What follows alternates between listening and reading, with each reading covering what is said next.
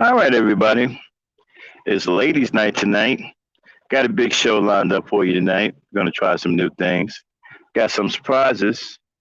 Got a nice topic we want to talk about. Should cheating be used as revenge? We're also going to premiere our new game, Who Don't Belong. And we'll talk about that as the show goes on. And we're also going to premiere one of our new shows, Legends of the Street, where I'll be talking about a notorious street gangster named Rodney Wilkins, aka Ali Kwan, and his demise. So all of that tonight, or ladies' night. What's up, Dame?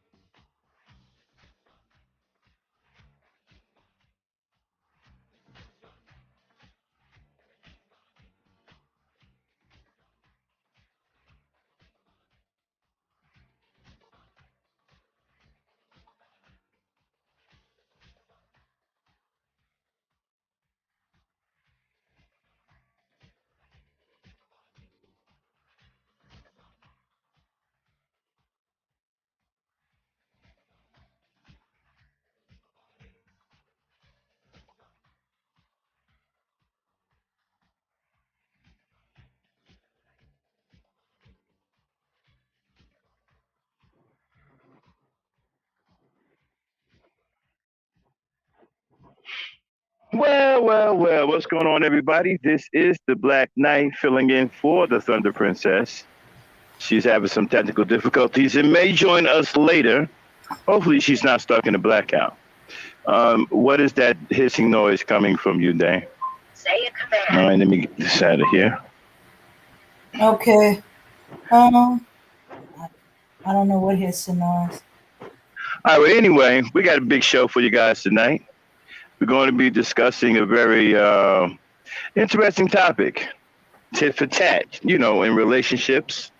When one person gets cheated on and there's too much involved to break up, and the person decides to stay but not forget the cheating and decides to make a decision that comes down to turnabout is fair play and cheats as a sort of revenge to even the odds. We're going to talk about that and see if that's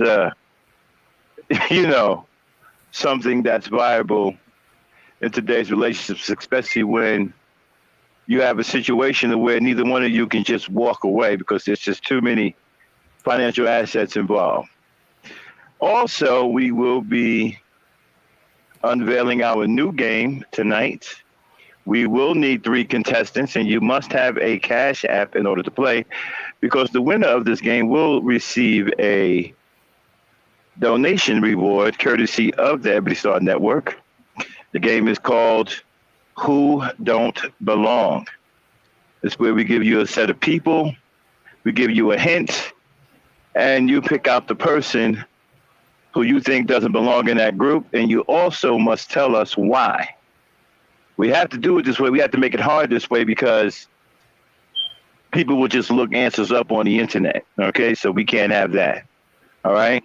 Also, we will be unveiling one of our newest shows coming up down the line. Give you a quick preview of it, called Legends of the Streets.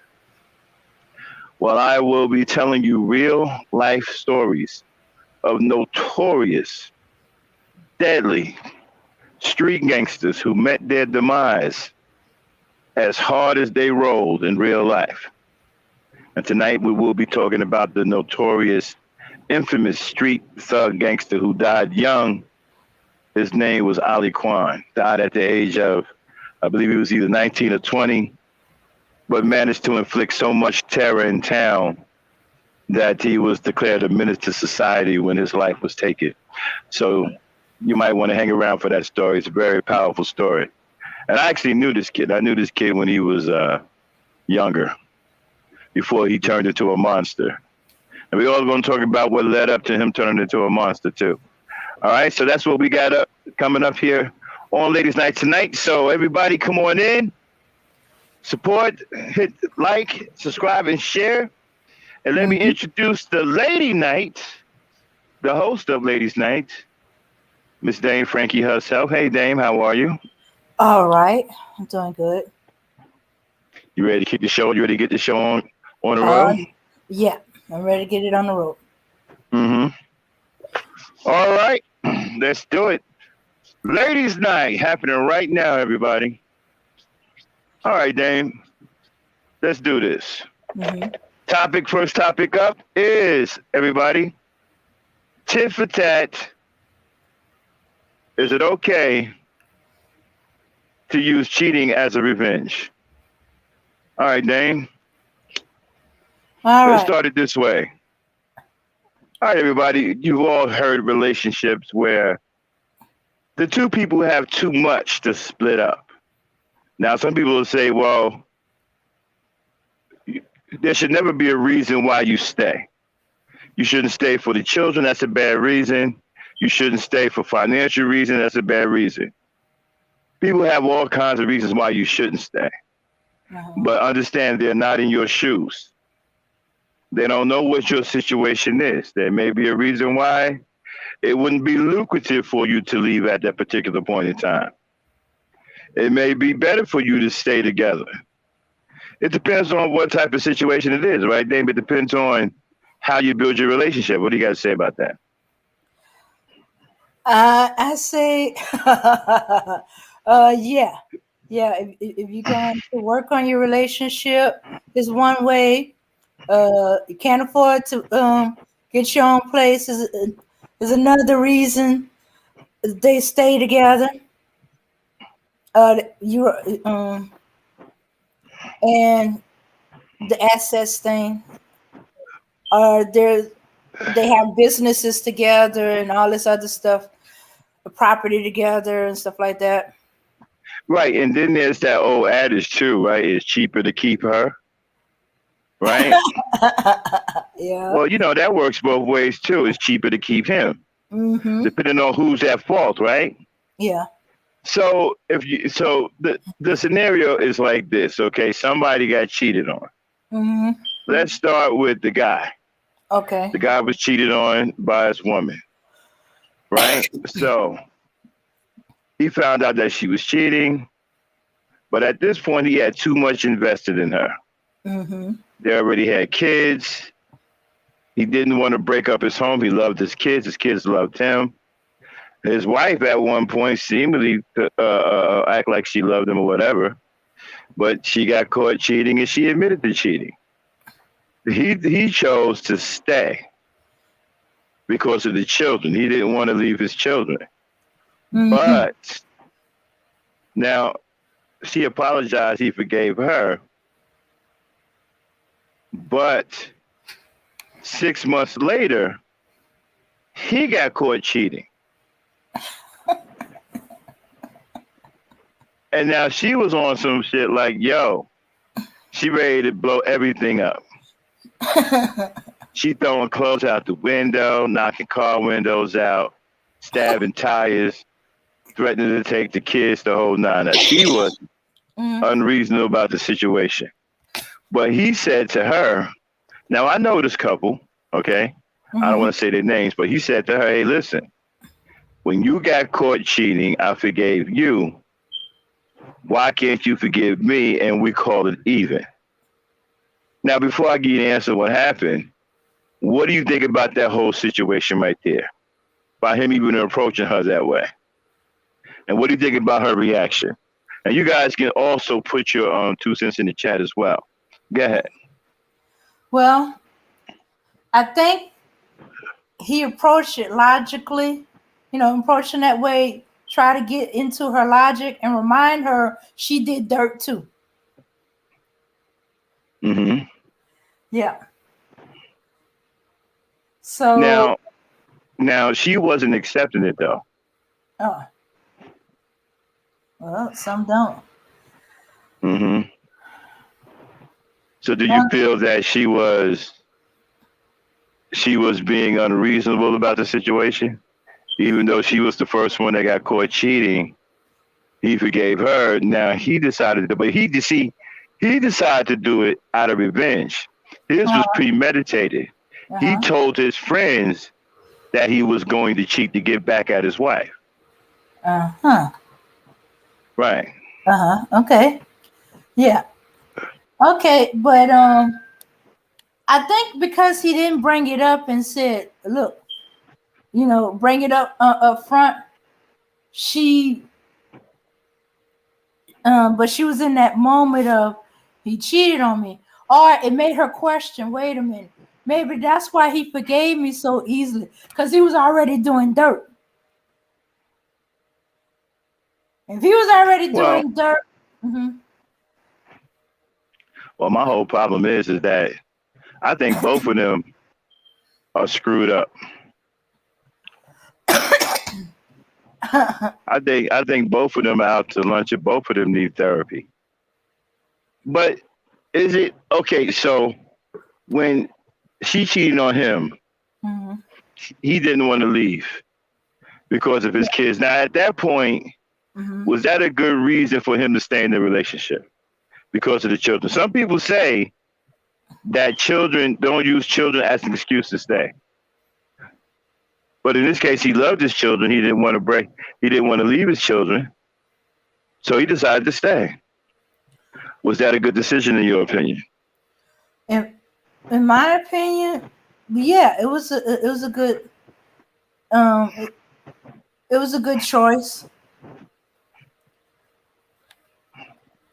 All right, so basically what you're saying is that, okay, that his to the naysay, All right, to the naysayers who say there's no reason to stay once a person has committed infidelity, you're saying, hold on, there is a reason, or there could be reasons why a person would stay in a relationship, depending on how much they got invested. Some people, listen, some people are not going to leave what they built, especially if you've been working for years to build up what you have to that point, Mm-hmm. and the situation comes down to infidelity, and it's a one-time thing. Some people gonna weigh what they built up against that, and what they built is gonna outweigh that. Mm-hmm.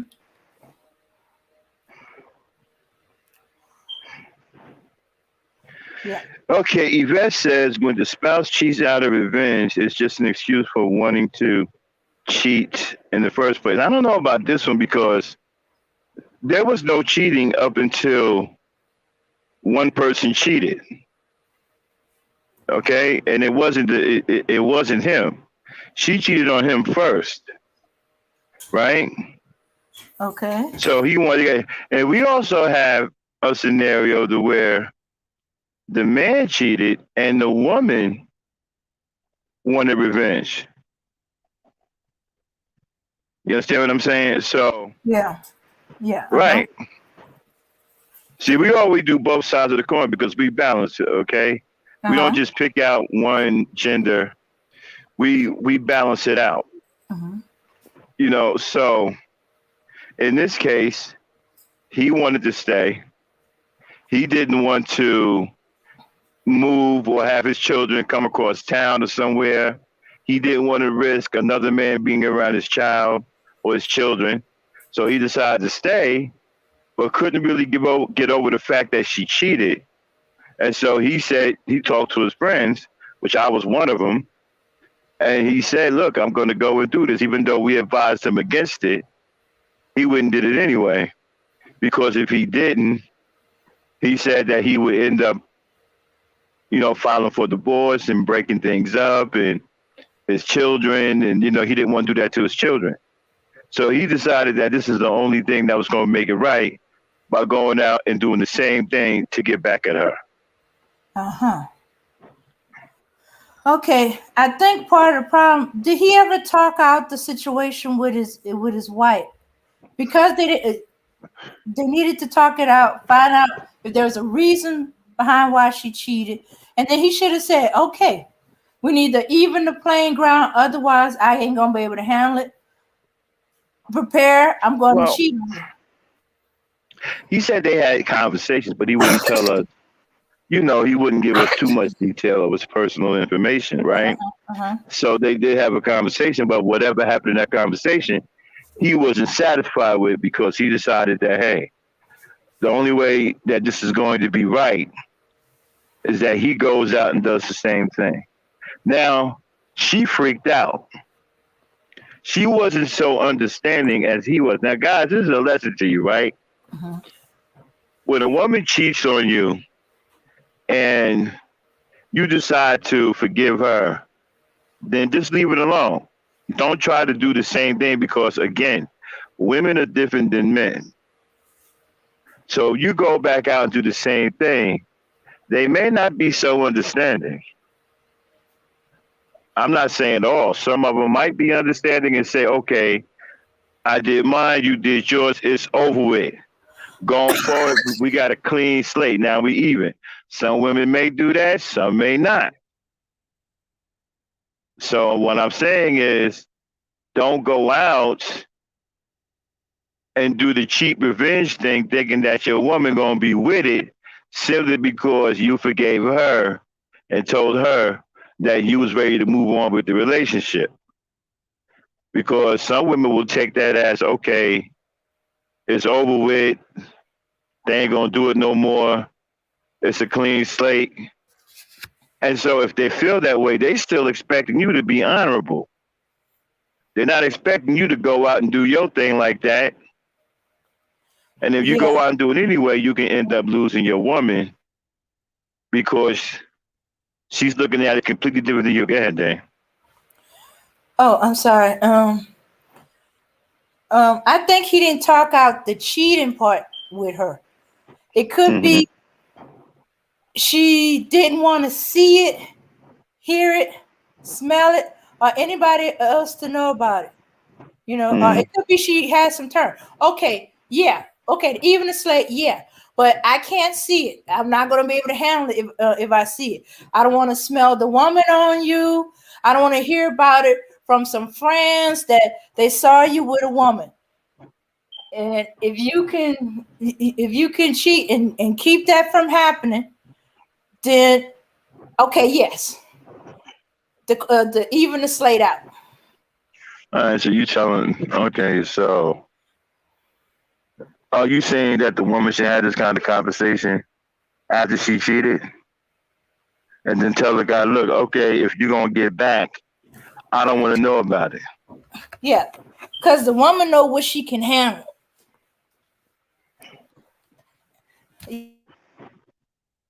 Nah, Yvette, a lot of Actually, men, each spouse know what they can handle. You know, not, not, Yvette, a lot of men kind of like it because they put it as they got an ace in the hole.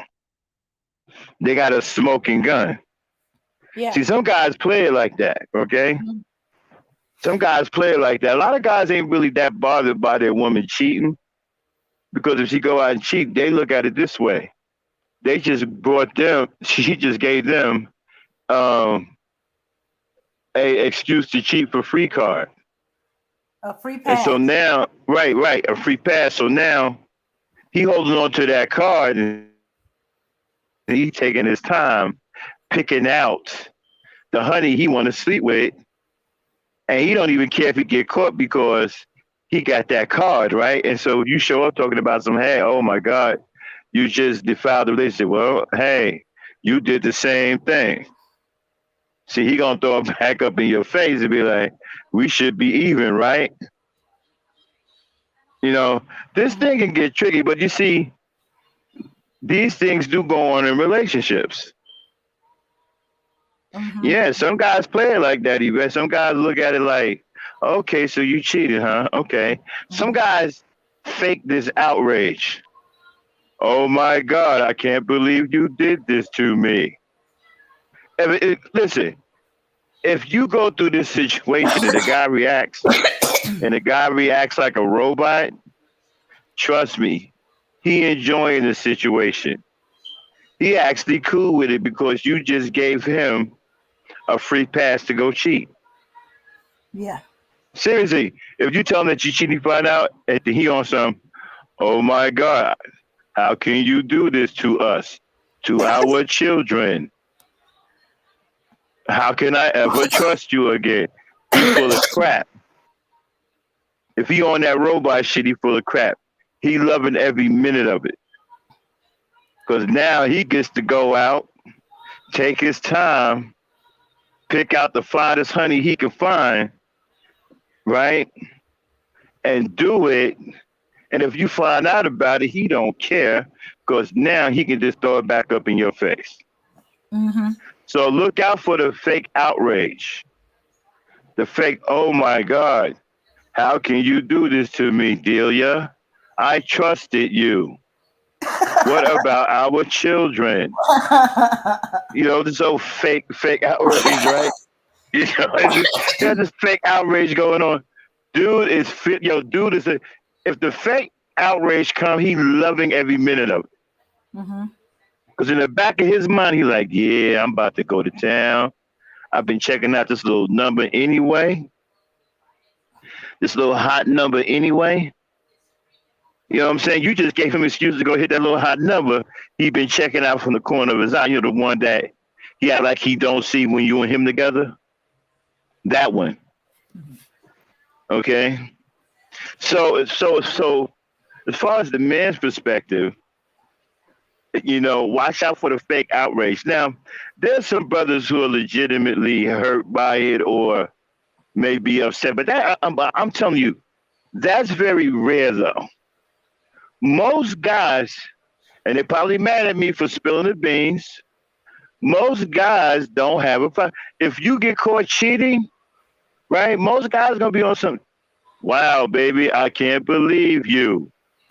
How dare you do this? I'm a hard-working man. I work 60 hours a week, time and a half, plus overtime. I pay the bills in this mofo. See, he started running down this robot fake outrage, right? Uh, He's doing that to keep from laughing because he know he got you. He got you. You just gave him a free pass to go cheat, and and then he gonna set up that way. Now you know, Delia, um, we got a lot, and I don't want us to throw away what we got. But I just want you to understand. You know, you got to be reasonable. If something were to happen in the future that I may not be able to control myself, I'm going to want you to be as understanding as I'm being to you. And then Delia, okay, Blake, because Delia, right? She kind of messed up right now. She don't want to lose her family, right? mhm. So she on some, okay, Blake, I understand. Meaning she really don't because right now she's in her emotions. So she really don't know what the fuck Blake talking about right now. And Blake knows that. Blake knows she all fuzzy in the head right now, and emotions is going down, right? And she feeling some kind of way. She's got real legitimate feelings going on, and Blake knows that, right?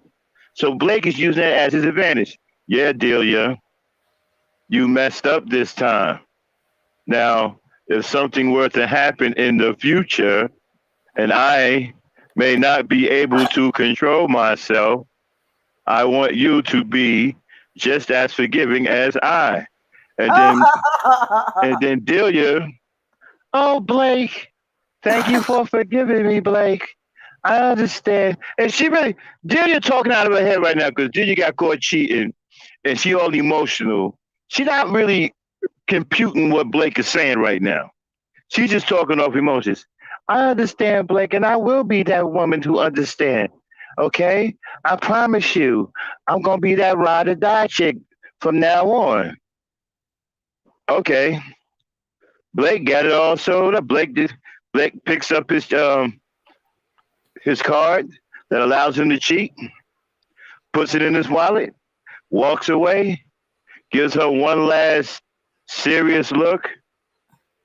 Delia, I'm disappointed in you. Walks away, walks away smiling like a mother. Soon as he turned his back and she can't see his face, he's smiling like a motherfucker. Mhm. Because he know he just got one. Yeah. But what about this one? Okay, he walks in, catch Delia cheating on him, and he's raking all kind of stuff. You know what? You know what? It's gonna take a lot. I can forgive you, but I think Wait a in minute, wait a order minute, to wait a minute, forgive wait a minute, you, wait a minute. Wait a minute, wait a minute. You uh-huh, said he walks in and Delia doing what with who? she's getting her groove thing on with some dude. Dude Oh, I jumps thought out you the said they window. were. Oh, I Jumps thought out. you. Mhm. Oh, wait a minute. Hold on, wait. All that jumping out the window shit. How It, far are they up? huh? Um, Are they in an apartment building? Because they in the apartment building. Ain't nobody jumping out no window. no, it's just a two-story house, and if you do it just right, you won't hurt yourself. One of them houses, you know. I'm gonna point one out to you so Okay, that you know what I'm talking about. He jumps out the window okay. on the first floor roof, and then goes down from there. All right, so he jumps out the window. Yeah, well, okay, but this is what I'm saying. Now, when So, y'all watch it, wait a minute. See, y'all been trained, right, uh to huh, see infidelity one way, uh huh, or y'all been trained to see the results of infidelity one way. Because every time infidelity is shown either on TV uh or in huh. the movies, or even if you read it in a magazine, or even if a nearby neighbor is talking about infidelity, right? It's always a tragic ending. I'm going to kill mofo. Mm-hmm. I shot Mo. I'm going to shoot someone. Andy, you're gonna go Andy Dufresne on the motherfucker and kill her and the dude she's with. and you're gonna end up in the Shawshank Redemption. I mean, everything is doom and gloom, but Okay, it's hold on. not always that, huh? Avana, Avana, you whistling.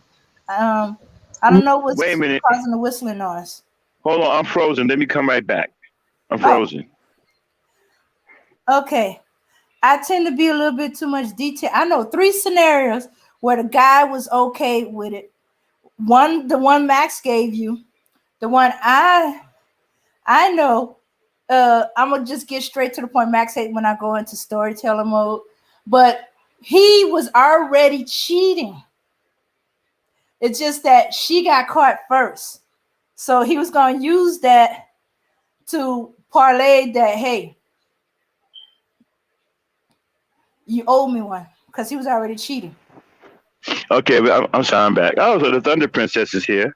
Hmm. Abby, we're talking about the cheating.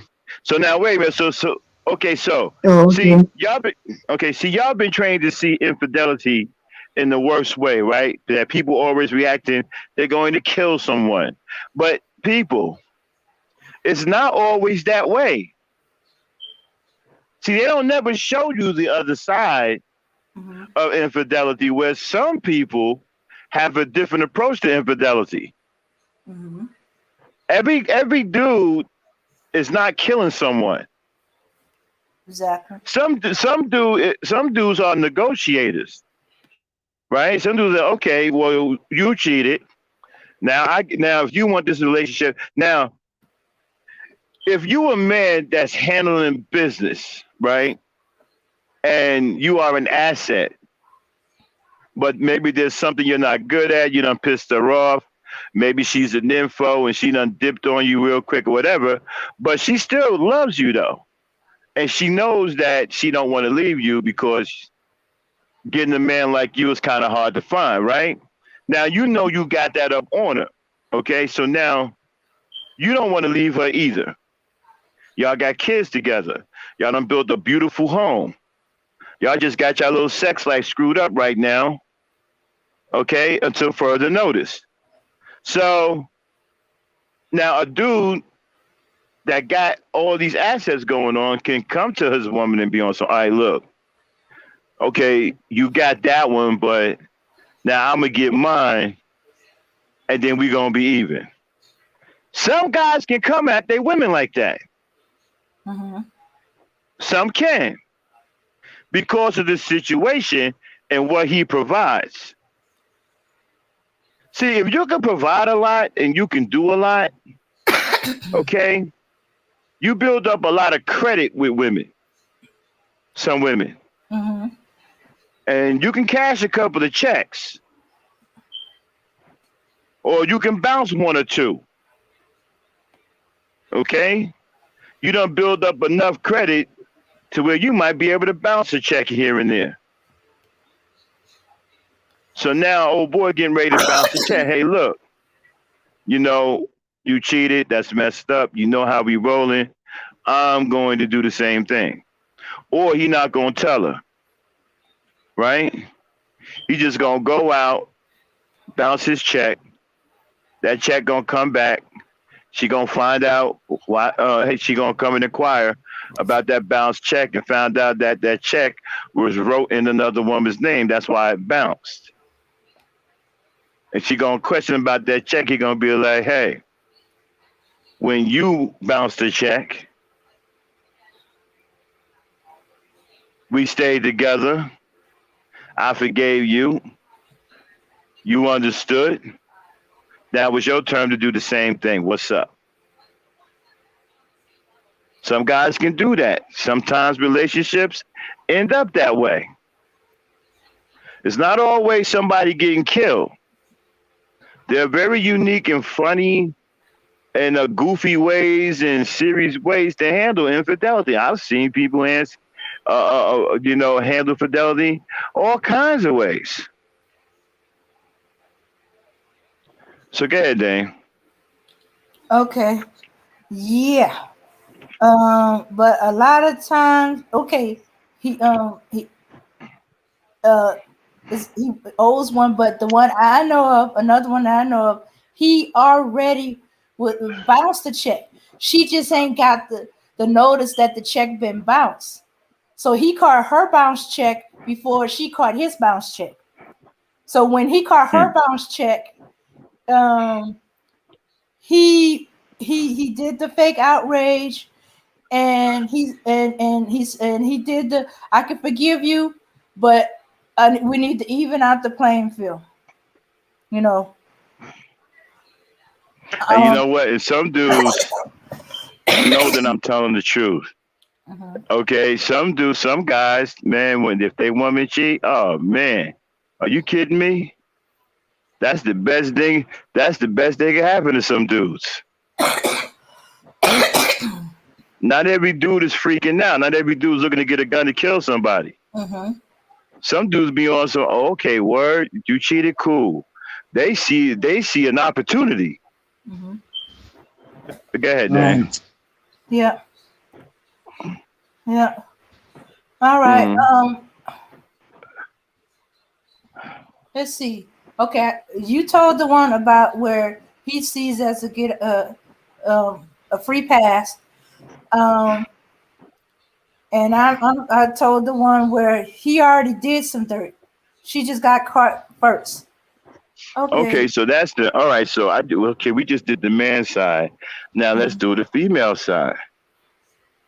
Okay, ladies, y'all take it from here. Now she catches him cheating, and he comes clean. And he says, look, it's just a one-time thing. It was a temporary moment of weakness. You understand? I was drunk, the whole 9 yards. Get it. Okay. All right. Oh no. It's not gonna be that light. She's gonna go she's gonna be mad, she's gonna go berserk a little bit. And then she might even kick him out of the house temporarily, kick him out in the moment, but she's going to calm down, and she's going to make a decision whether to forgive him or not. Now understand something though. Forgive him? Now understand something though. This ain't no ordinary dude. This dude can seriously handle up. He's got crazy resources. They got beautiful children together. He's a great father. So it ain't like he's some shabby dude. Okay. Still, she's gonna give him some heck. How many basketball players, football players, the woman still gave him heck. She just didn't forgive him, or she took him back. But she gave him a little hell, so he don't do it again. Okay. Now, what about her getting infidelity revenge? All right, infidelity revenge. If he does something despicable with it, yeah, she's gonna do it. She either might bring it up, you want, or she gonna do it on the slide. The only way she can truly forgive him, like she's saying she forgive him, the only way she could do is to even the playing field. Now, if he's some rich dude and stuff like that, she might be totally quiet about it. Just she know. She know that she cheated on him. That's the only way she can be forgive him and be okay with it. You ever seen a scenario like that, Avena? I've seen more scenario like that because sometimes they have to forgive. So they know that even though you are cheating on them, but in some circumstances they see you because they have been with you for so many months or for so many years. So they forgive you and they be with you again. Yeah. But some women to truly forgive, they gotta balance that book out, But Right. when it comes, because of men, okay, the way we see the men, they're cheating and expecting the woman to forgive. But let the woman cheat, even if he cheated first, he's still gonna raise all kind of heck. So she's gonna be more quiet about it, especially if he got money like that, and there's a lot invested in the guy. She got a lot invested in him, the relationship. They got all kind of stuff going on. Then she's gonna get back at him, cheat on him, but she's not gonna let him know, because not every man can handle their woman cheating on them, even if they did wrong. Hmm. Right. You see, some kind of men knew that when you cheating on them, they know how to handle it. But some of them too don't know how to handle it. So when the women is cheating, they don't let the men to see, because they know that when they have been caught, they are not going to forgive.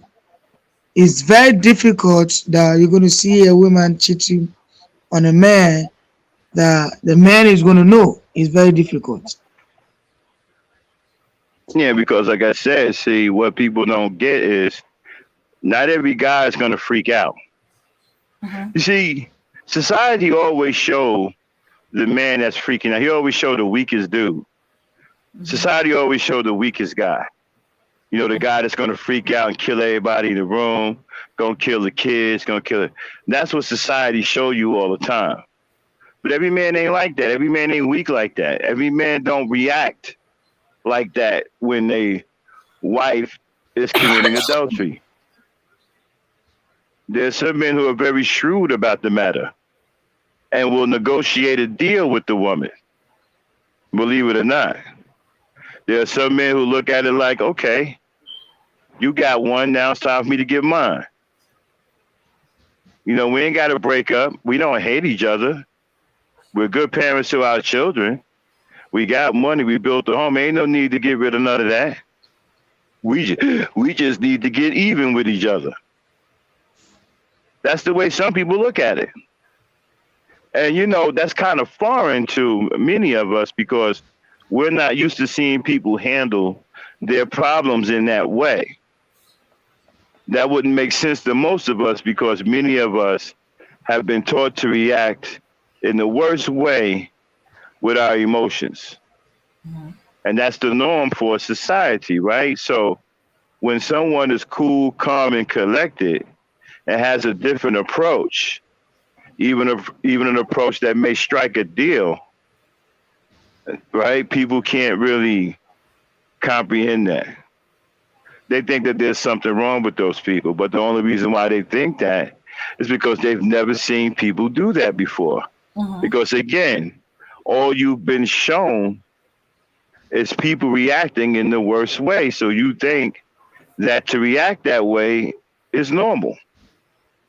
And it really isn't. Everybody don't act like that. Hmm. Yeah. Okay.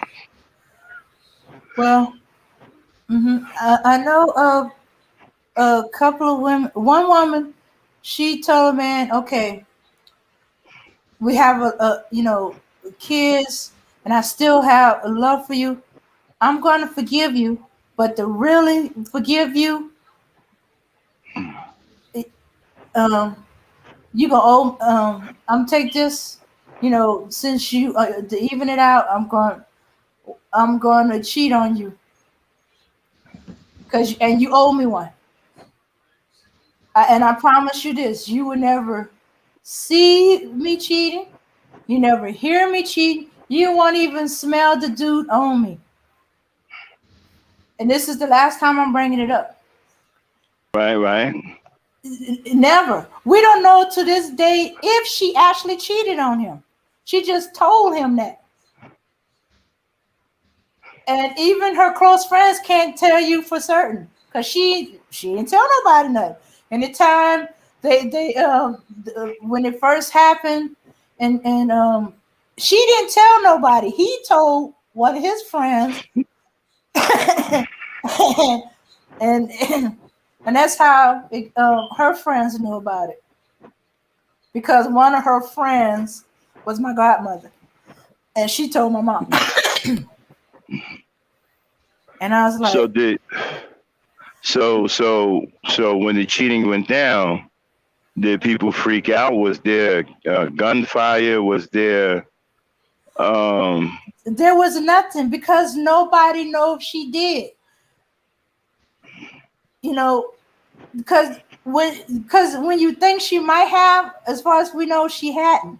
She would never say. She would just smile at you or grin at you, or she would just look at you, and she would never give an answer. It drove her husband crazy. Anytime she was a little nicer to one of his friends or somebody, the acquaintance they happen to know, or some guy talked to her, he swear that gotta be the one she's gonna cheat on me with.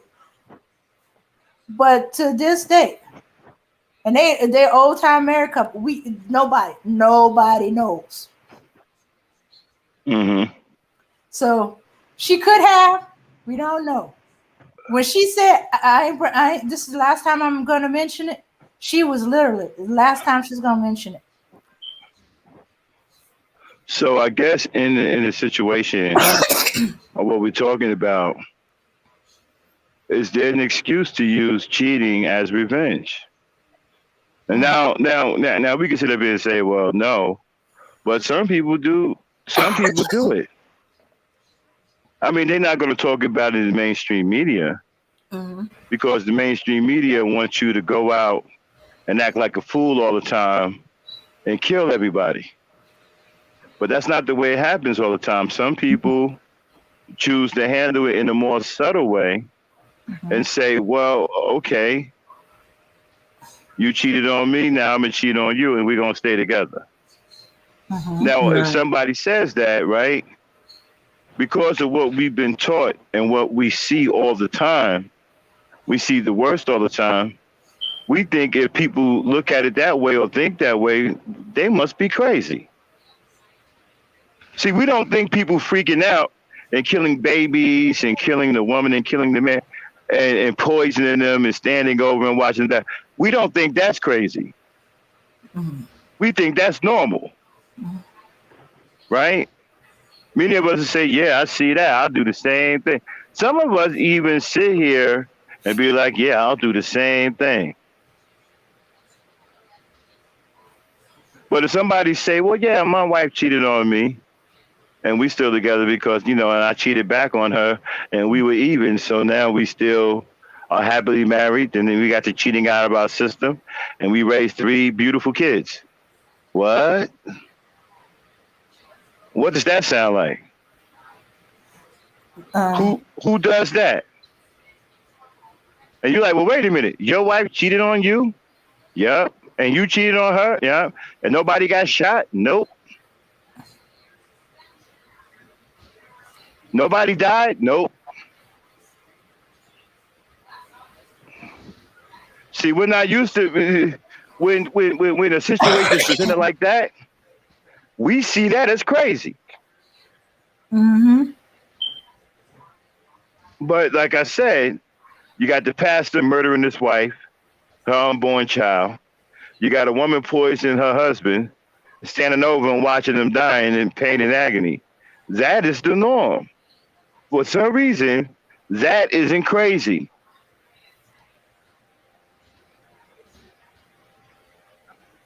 But if people say, well, we're going to handle the cheating thing like this, okay? You cheated on me, I'm going to cheat back on you. We're going to get it out of our system. We're going to be even, and we're going to go on to have a happy marriage, and we're going to raise our children.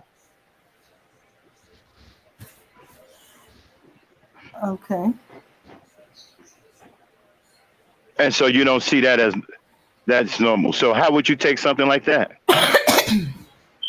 Okay.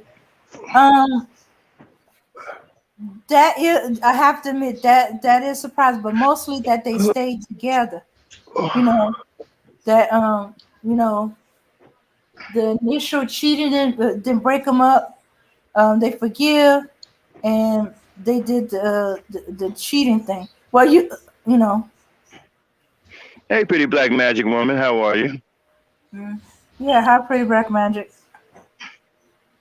We're discussing is if there is an excuse to use cheating as revenge, you know, and we're talking about some cases where if it's right, it don't matter. Some people use it as a revenge. You know, not everybody freaks out and kill everybody in the room.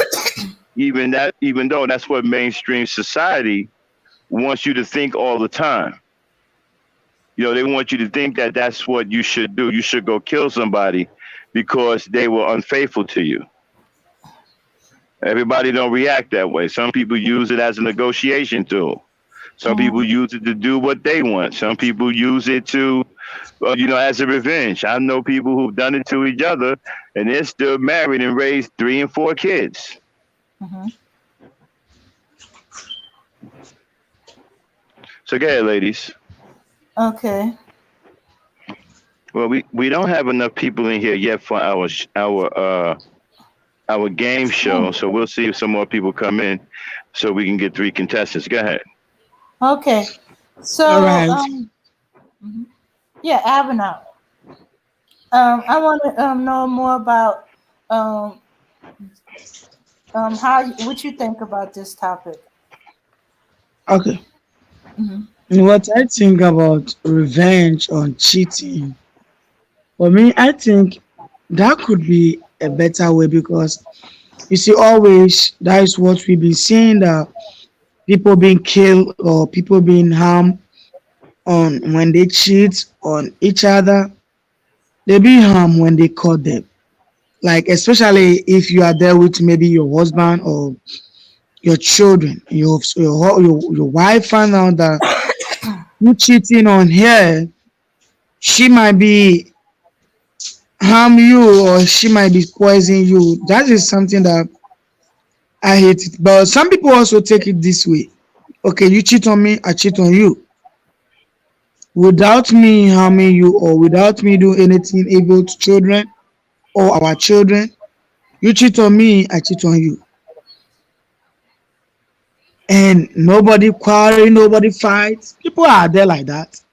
And I think if you cheat on me and I cheat on you without having any fight or any problem between ourselves, I think me, I'm gonna take it easy because you do it and I also do it back. I pay you back. But they don't want you to see that though, because that wouldn't cause any violence. Like if two people are saying, "Well, you know what? If you cheat on me, I cheat on you, then we're even," and there's no violence, that's not what they want you to see. They want you to see violence. They want you to see people dying. They want you to see people committing heinous crimes against other people. That's what they want you to see. If two people Yes, got up here and because say, right, if two people got up here with some good sense and say, well, you know what? If she cheats on me, then I'll cheat on her and then we'll be even. And then if the woman says the same thing, well, if he cheats on me, I'll cheat on him and then we'll be even. Man, you're going to think these people are crazy. You're right, going to think that these people are crazy because nobody is talking about killing anyone. So that's why when you come across a scenario like this, it's hard to believe and it's hard to think that there are people out there who are like this, right? right, If you can use cheating as revenge, there probably would be a lot less killing Yeah, but because just sorry. mhm. Yeah, because who says that because a person cheated on you, who says you have a right to take their life? Who says that you should freak out and go kill the kids? And, but this is what mainstream society wants you to see, and they keep showing you this so that you can think that this is the norm. I don't want to sound redundant, but I want to really drill it in your head that the media show you this over and over again so that you can get comfortable with seeing this and think that this is the norm. And you're not reacting to this like, okay, these people are crazy. But if two people come up here and say, hey, We have a 20-year relationship, and we cheated on each other, and we got past it. We worked it out. She cheated on me, then I turned around and cheated on her. We yelled at each other for about 2 or 3 minutes, forgave each other, kissed, kissed and make up, and had 2 and 3 beautiful children. Man, you're gonna think these people don't lost their mind. Go ahead. Right. But that one sound better because that one you have no souls that lose or you have no children being killed.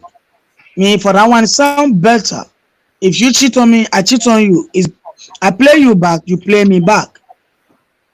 See that one better. I think most of us have to learn how to do that. If your man cheat on you, you also have to cheat on him without you poisoning your husband or you poisoning the children.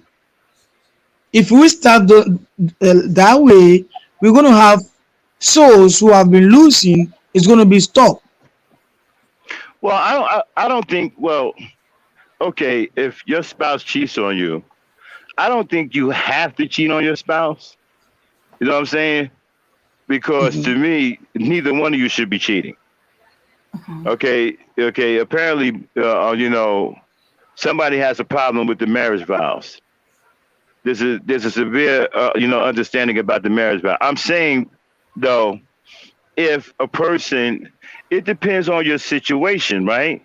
Every situation is different. Some people have built relationships and they are heavily invested in those relationships. Children, finances, property. And to break up will be a complicated matter. So they weigh their options. Okay, wait a minute. She's not really a bad mother. He's not really a bad father. But this infidelity thing, what's this all about? It's because are we working too much? We're not seeing each other. You know, what's going on? Was it spiteful? Yeah. Did we have an argument? All right, you know what? You did it to me. I'm going to do it to you. And we're going to talk about it and we're going to be even. So it depends on the situation. I don't think you should automatically say, all right, well, my spouse cheated on me. Let me go cheat on my spouse. I think you should weigh your options to see what it is. Maybe cheating on your spouse may be the answer for you. It may not. It may very well be. Because I've known people who've done it. I've known people who cheated on each other. Mm-hmm. And they even and afterwards they have even a stronger relationship. Nobody got shot, nobody got killed. But when you look at mainstream media, what are they showing you? Pastors killing their wives who are pregnant, women who are poisoning their husbands, they dying in agony, people shooting the 5 kids, killing a woman. The woman is killing the children to get back at the man. All kinds of stuff. Mm-hmm. All kinds of crazy things that we're not saying is crazy.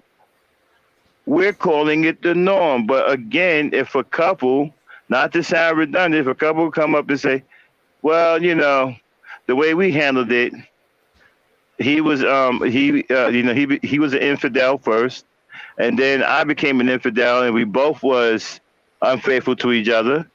But then we forgave each other, and we made up, and now we're strong. Y'all gonna probably look at them like, okay, these two people need to be in the nut house. What do y'all got Okay. to say about that? Okay. Mika said could make you feel worse. Yeah, that too. That's why I said, don't automatically say you should go and cheat. It depends on what your situation is. You may not want to cheat regardless of the situation.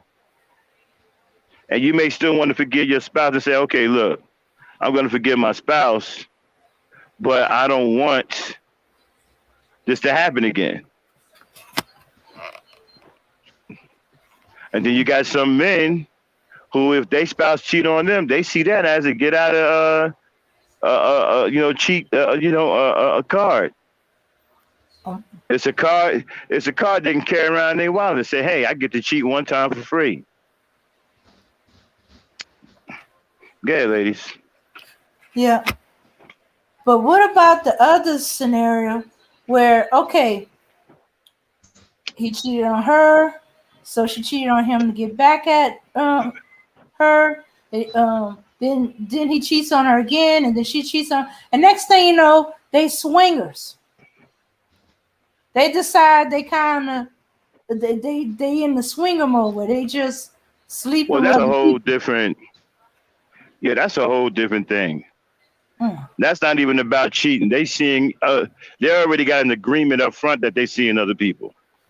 No, not all of them starts that way. Some of them started as one of the spouses cheated, and then they get and the other one said, "I'm gonna forgive you, but Look, I get are a." you talking about swingers? They didn't start off as swingers. They started off All as right, a well then they couple. wasn't swingers then. Hmm. They wasn't swingers then, because swingers, they're upfront with each other. They're seeing other people. It's not even about cheating. Hmm. If it was cheating in the beginning, then they weren't swingers in the beginning. No, they weren't swingers in the beginning. All right, well then, yeah, that's irrelevant. They're not swingers. All right, listen, y'all. We need 3 contestants. We want to play a game with you guys. We need 3 contestants. Any volunteers? Put 1 in the chat if you want to play our new game called Who Don't Belong. So we need 3 contestants. In order for you to play, you have to have a cash app, okay? Because the winner is going to receive a cash donation from us, courtesy of the Ebony Star Network. So, if you want to be a contestant on our new game, just type 1 in the chat. We need 3 people. Go ahead, Dane. Okay, so you're right about not every man that catches his wife cheating or knows his wife cheating goes berserk like that. Mm-mm. Don't try to beat the dude. Don't try to beat her. Um, but they do respond, and some of them do see it as a, a free pass. And I had to be reminded of that. You're right. We become normalized that somebody's going to get beat or hurt when one of the spouses is caught cheating. That the Yeah, man's but going again, to go berserk and either beat the man she's cheating with, or beat her, or both. right. Hmm. But that's what I'm saying, you see, but that's been the norm. That's been the norm, and that's what they want you to see. See, they want you to keep your mind and your emotions screwed up so they can control your behavior, right? They want to make it normal for people dying. They want to make it normal for you to go hurt someone. We always say that we have rights, right? Well, you don't have a right to just go hurt someone because they deceived you or they were unfaithful to you. That doesn't give you any. That's why when you get caught doing it, you go to jail because it's against the law. It's wrong. If it wasn't wrong, then you would not go to jail for it. You would not be arrested. See, that should tell you something right there. When you do these things and you get caught, you get punished for them because they're not right. You don't have the right to take somebody's life simply because they were unfaithful. Hmm. That Right. doesn't give you it doesn't give you a right to kill anyone. But then again, you have some people who made cheating work for them. Hmm. However, we want to look at that and say, okay, well, that's crazy. I don't know how that's crazy. I don't know how people working it out and making cheating work for them, right, to strengthen their relationship. I don't know how that's crazy. And it's not crazy when a woman is poisoning her husband and watching him die in agony, or a crazy pastor who says he's a man of God and he's killing his wife and the child, her unborn child. Hmm. How are those 2 situations aren't crazy? How is it that two people or a couple of people who decided to make cheating work for them in some odd way? Well, you know what? She cheated on me. I'm gonna cheat on her. He cheated on me. I'm gonna cheat on him, and we're gonna call it even. Uh-huh. Why is it that because they work this situation out like that? Why is that crazy? No one got killed. Uh-huh. As a matter of fact, they even stayed together and raised children. So how is that crazy versus a pastor shooting his wife and killing her and the unborn child? Why is that not crazy? Why are we seeing stuff like that? Excuse me, sorry. Wow. Bless you. Why are we seeing stuff like that as normal? And we have to catch ourselves too, right? Because many of us will say, well, you know, if I was in a relationship and my spouse did this on me, I'm going to kill my spouse. I'm going to kill everyone. I'm going to turn into the Terminator and kill everyone. Everyone is going to look like Sarah Connor.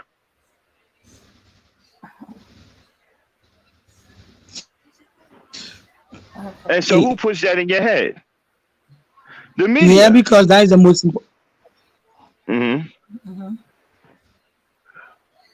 Yeah, I was about to say that that is what the media have been showing us all the time. Right. So people seeing that way, if they kill them, it's a normal thing because they have been seeing it on everywhere that they've been announcing about killing people, cheating on their husband or their wives.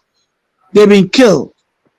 So they see that way. Okay, if my husband or my wife cheats on me, I might kill her or I might kill him. That is the way we've been promoting. So we see those things all the time. More Right. than yeah, we see all the time killing more than the somebody cheating on her or I cheat on you back.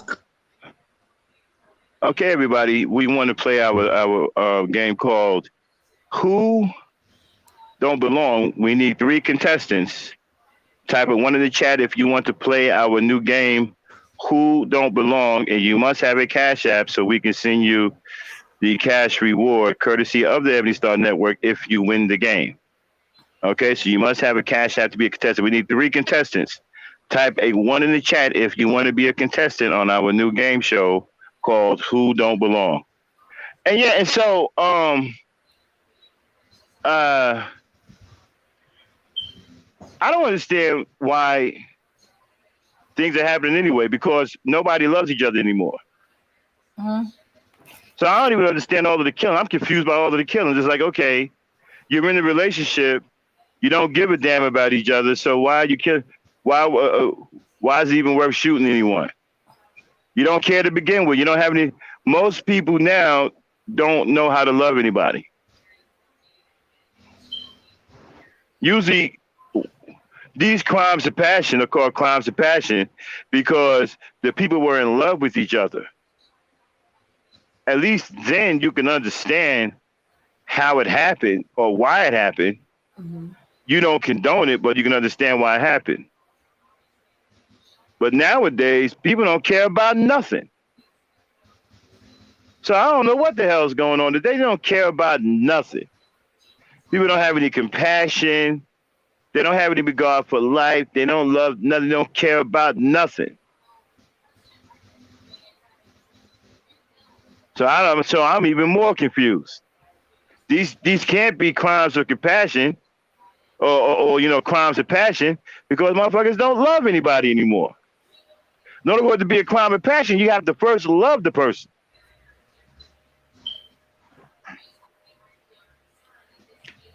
Too bad, Emmanuel Briggs. You need to get your Cash App. Okay? We need 3 contestants to play our brand new game called Who Don't Belong, and you must have a Cash App in order to be eligible to receive the cash reward if you win, courtesy of the Ebony Star Network. Type a 1 if you want to be a contestant. We need 3 contestants. Go ahead, ladies. Okay. Well, to me, when it's those who don't have the, they don't love the person and they do that, it to me that's a crime of pride.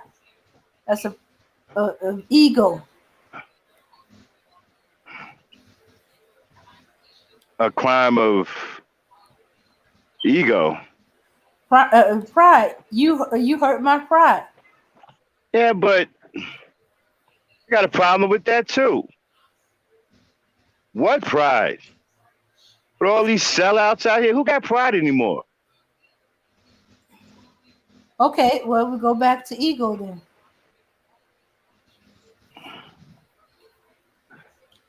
I don't see that happening either. Or just possessiveness. You belong to me. You don't cheat on me. You're my Yeah, you're my woman, my wife. yeah. Well, we gotta cut that out. Nobody belongs to anyone. Mhm. Nobody belongs to anyone. But yeah, Okay, people are we don't. Yeah, you don't take somebody and say, well, I own your life. You know, no, you don't own anybody's life. Mhm. Okay, that's why you have divorce. You know what I'm saying? You don't own anybody's life. Mhm. Well, it looks like we can't get no contestants for our game. Yeah, No one has typed the one yet.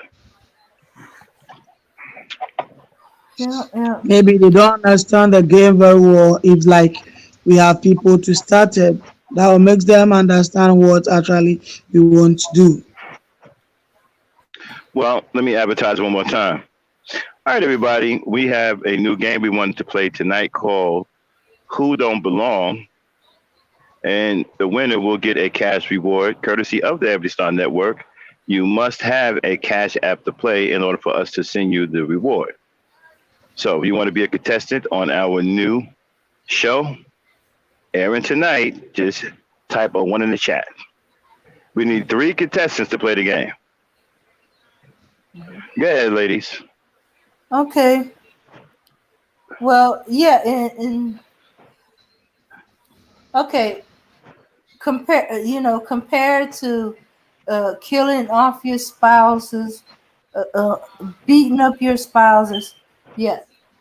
Um, tit for tat. You cheat on me, I'm gonna cheat on you. Uh huh. Sounds logical, better, but Uh huh. sometimes it don't work that way. So women are saying who's pulling that card, it could backfire on you. The guy can't handle it. He and even though you have forgiven him his infidelity. Type of one in the chat if you want to be a contestant to play our new game called Who Don't Belong. The winner will receive a cash reward courtesy of the Ebony Star Network. Mhm. So you must have a cash app to be eligible to play. All right. The game is called Who Don't Belong. We'll explain the rules to you once we get the game going. Once we get enough contestants to play, we want to play it tonight, people. Come on, share, pass the word. We want to get this game off tonight. Type a one in the chat if you want to be a contestant. But again, you must have a cash app. Go ahead, Dane. Okay, as I was saying, it could backfire. I've seen it where it has backfired, and it was like, wait a minute, I forgave you, and I even told you I was going to do it. You said okay. No, he couldn't handle it. It was one thing when it was just an idea, but when it actually happened, he couldn't handle it, and basically their marriage ended. They later got to the point where they're friends, but their marriage was over with. Hmm. Well, like I said, to me today, relationships are doomed from the beginning because of the way society has people thinking. People are walking around here thinking the worst about everything.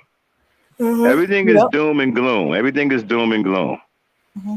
If somebody transgress against you, oh, let's kill that person. Nobody wants to think rationally anymore. Nobody wants to sit down and have a conversation and work things out with people. No one wants to try to get along. See, back in the day when I was growing up, if you had a problem with someone, you worked it out with them. You talked to them. Whatever the solution was, there was going to be a solution at the end of the day, because people wanted to keep harmony in the neighborhood. If you could not come to an agreement and it was still on the table, then the mediator would come in and try to settle it. Fighting was a last resort. Violence was a last resort. Some situations ended up in fisticuffs because that was the only way that they were going to be resolved, because there was just too much anger. But even those situations wasn't as bad as they are now. Like nobody, you may have gotten a black eye, but nobody got killed. You understand what I'm saying? And so today, it's all doom and gloom. You know, people can't handle anything. People have gotten so weak, especially the men. I mean, the men are pretty much pussies today. They're weak. They can't take anything. They get mad and get upset and get afraid when a woman raises her voice. I mean, the quality of black men today is in the garbage. It's absolute trash. And shout out to the chat, Emmanuel Briggs. Remember, we have a new game we want to unveil tonight called Who Don't Belong. You must have a Cash App to be eligible to play. We want 3 contestants. If you would like to be a contestant on our new game, Who Don't Belong, type in 1 in the chat. And remember, you must have a Cash App to be eligible, because the winner will receive a cash reward donation courtesy of the Ebony Star Network. Go ahead, Dane. Yeah. And okay, let me ask you something real quick. This man, okay, he works hard all the time, but his job takes away. He works offshore. You know how that. You know anything about offshore? You can be there for some months.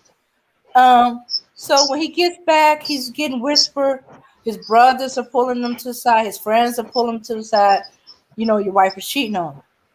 And he told his friends, he said, I know, but I'm not doing what I'm supposed to do. And I've discovered after I married her that she's the type of woman that needs a man with her all the time. Don't tell me any more about it. I know about it. I'm okay with it. And I look at it this way. Some people listen. If you have a spouse, okay, it depends on where you meet your spouse. Now, if you're a man and you meet a woman and she's working as a waitress or she is on welfare, okay, you have to invest resources in her. See, another reason why these guys are mad and jealous of women, because a woman can have nothing and receive everything. Because love is just that powerful. It is. Love is just that powerful. When a man falls in love with a woman, he's going to take care of her. He don't give a damn if she's a waitress or she's on welfare. That don't mean shit. If I'm a rich man and I fell in love with a black woman who's on welfare, well, guess what? I'm going to take care of her. And I don't give a damn if she's on welfare or not. That don't mean shit to me. The only thing that matters to me is that I love this woman. And that's what a lot of these manosphere dudes, they hate the fact that women can pull men like that. They hate the fact that a man could be rich or a man can have 10 times what a woman's worth and be with a woman that has nothing and give her everything. They hate that. And I got news for you Mansfield dudes. You can keep on hating it because it's never going to stop. It's called love, something you guys don't understand. That's why you don't have any women. That's why you can't keep any women. That's why women don't like you, because you can't love. You don't know how to love. You don't understand love.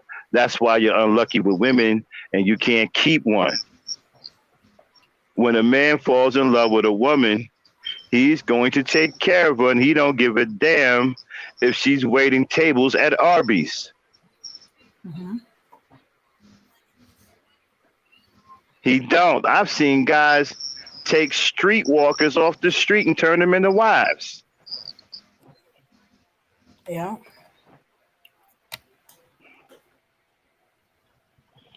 So all of this high value, it's bullshit. And probably the high value dudes they're talking about are gay dudes and white men. They ain't talking about no real black men, because a real black man, if he loves a woman, he don't give a fuck where she's from. He don't give a damn what kind of job she does. He don't care if she's on welfare. Because real men are providers. A real man gonna come in and say, don't worry about that. I got all that. You just be a beautiful woman. You just be the woman that I'm in love with.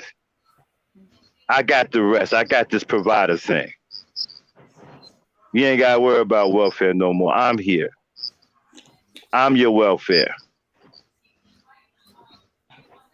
See, a real man steps on the scene and takes charge of the situation and lifts this woman up off of her feet and carries her over that threshold. That's what a real man does.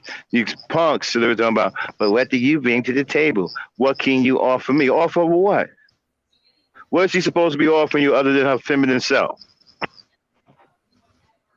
These guys always talking about something. Well, what are you willing to do? What do you mean, what is she willing to do?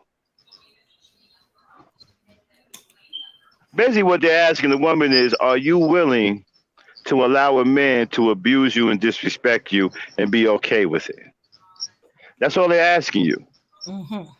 Because a real man is never going to ask a woman, what do you bring to the table, or what are you willing to do? We know what you can do. We know what you're capable of. That's why many of us fall in love with you. That's what, because we already know that.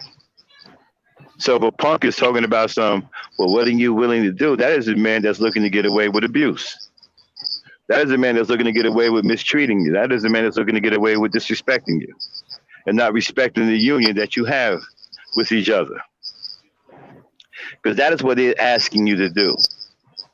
Get used to being abused. Get used to being mistreated. Be okay with being mistreated. It's like that fool talking about, well, high value men don't cheat.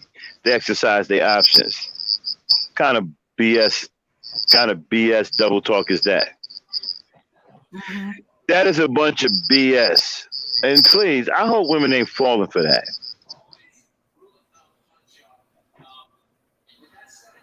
You're falling for this.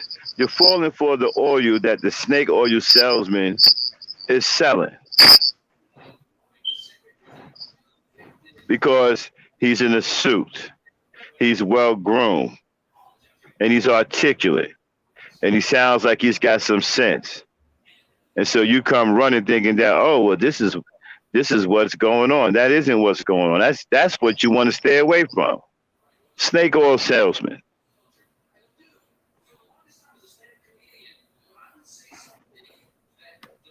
So, with that being said, well, it looks like we still don't have contestants for our game. I might want to transition into my story. Uh-huh.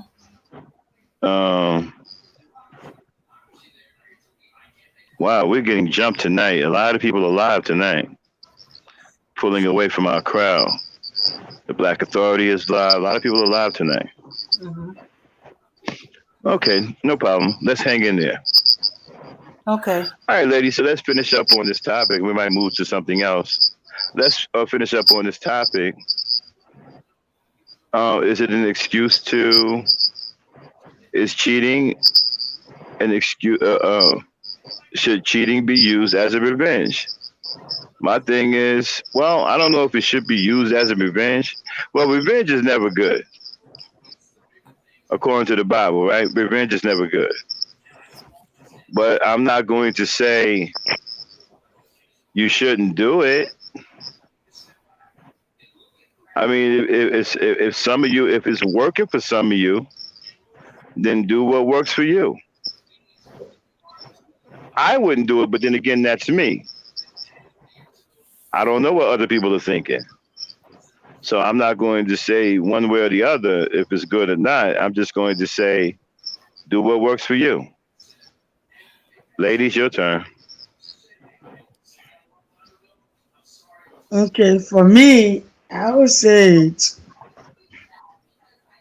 revenge is not good, but if you feel that you want to be a revenge person and your husband is cheating on you, and you don't want to have maybe harm of killing him or her, then you can take a revenge.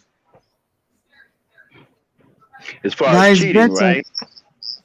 right? Hmm. Mm-hmm. Okay. Well, my take is, oh, um, my take on it is that, um, that the tit for tat method,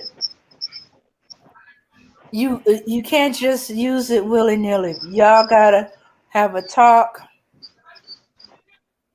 it out, talk your relationship out, trying to save it and stuff like that, not save it, and and if you even if your spouse agrees, or even if it feels that, yeah, if it get them forgiven, yeah, they not may not be able to handle it. So know all the consequences. It could help your marriage, especially if y'all talk it out, but it can also end and put the nail in the coffin when it could have been revived.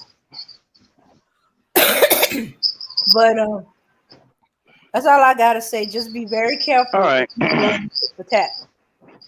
All right. So, Name, go in and pull up John Blaze by Fat Joe Okay. and have it ready for a cue. All right, Okay. everybody. We're going to take a quick music break. And then, when after the break, the music basically is introducing a new show that we're working on that we're going to give you a preview to tonight. And that show is called Legends of the Street. True stories about notorious street gangsters who met their demise as hard as they rolled in real life. And the guy I'm going to be talking about tonight is a young man who died very young, was so violent, one of the most violent people I've ever seen in my life. Died very young, I think at the age of 20 or 21. His name is Rodney Wilkins, aka Ali Kwan from Jersey City. This guy was so violent and caused so much chaos in a short period of time that when his life was taken, he was declared a menace to society. So we're going to get into that story. Legends of the Street coming up after this music break. Dane, you got that queued up?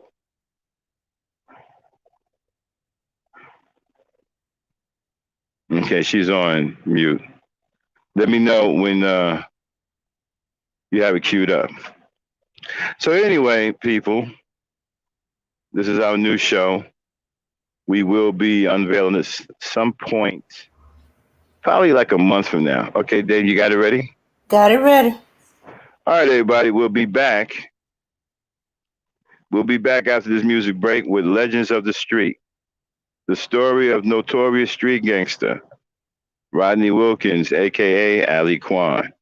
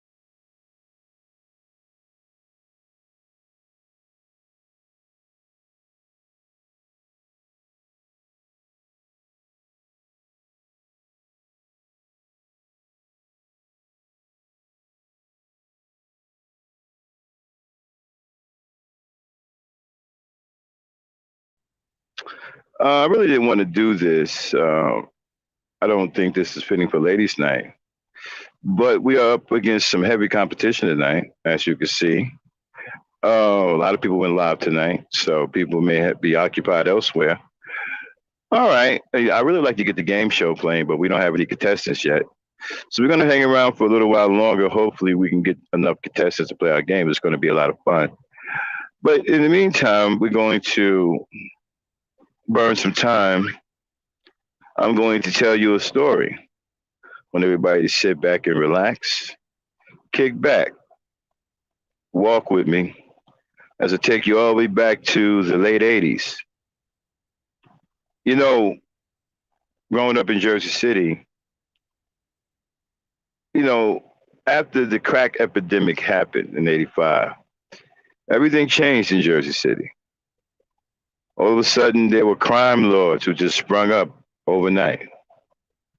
Now, before that happened, things were a little bit different. Everything was more colorful. Everything was bright. You can walk up and down the street. But when that crack epidemic came, it was like these crime lords were just driven into the city and just dropped off. They just appeared everywhere. They just started popping up all over the city, already established with their own crews. Some people we've never even seen before. We wondered if they came from other neighboring towns. But there were people like Meatball who showed up in Curry's Woods and took over Curry's Woods, which is the projects, notorious projects to where they used to throw people off the roof. Marion Gardens, King One showed up. Godfather showed up in Duncan Project. I mean, these people had soldiers, and they just popped up all over everywhere.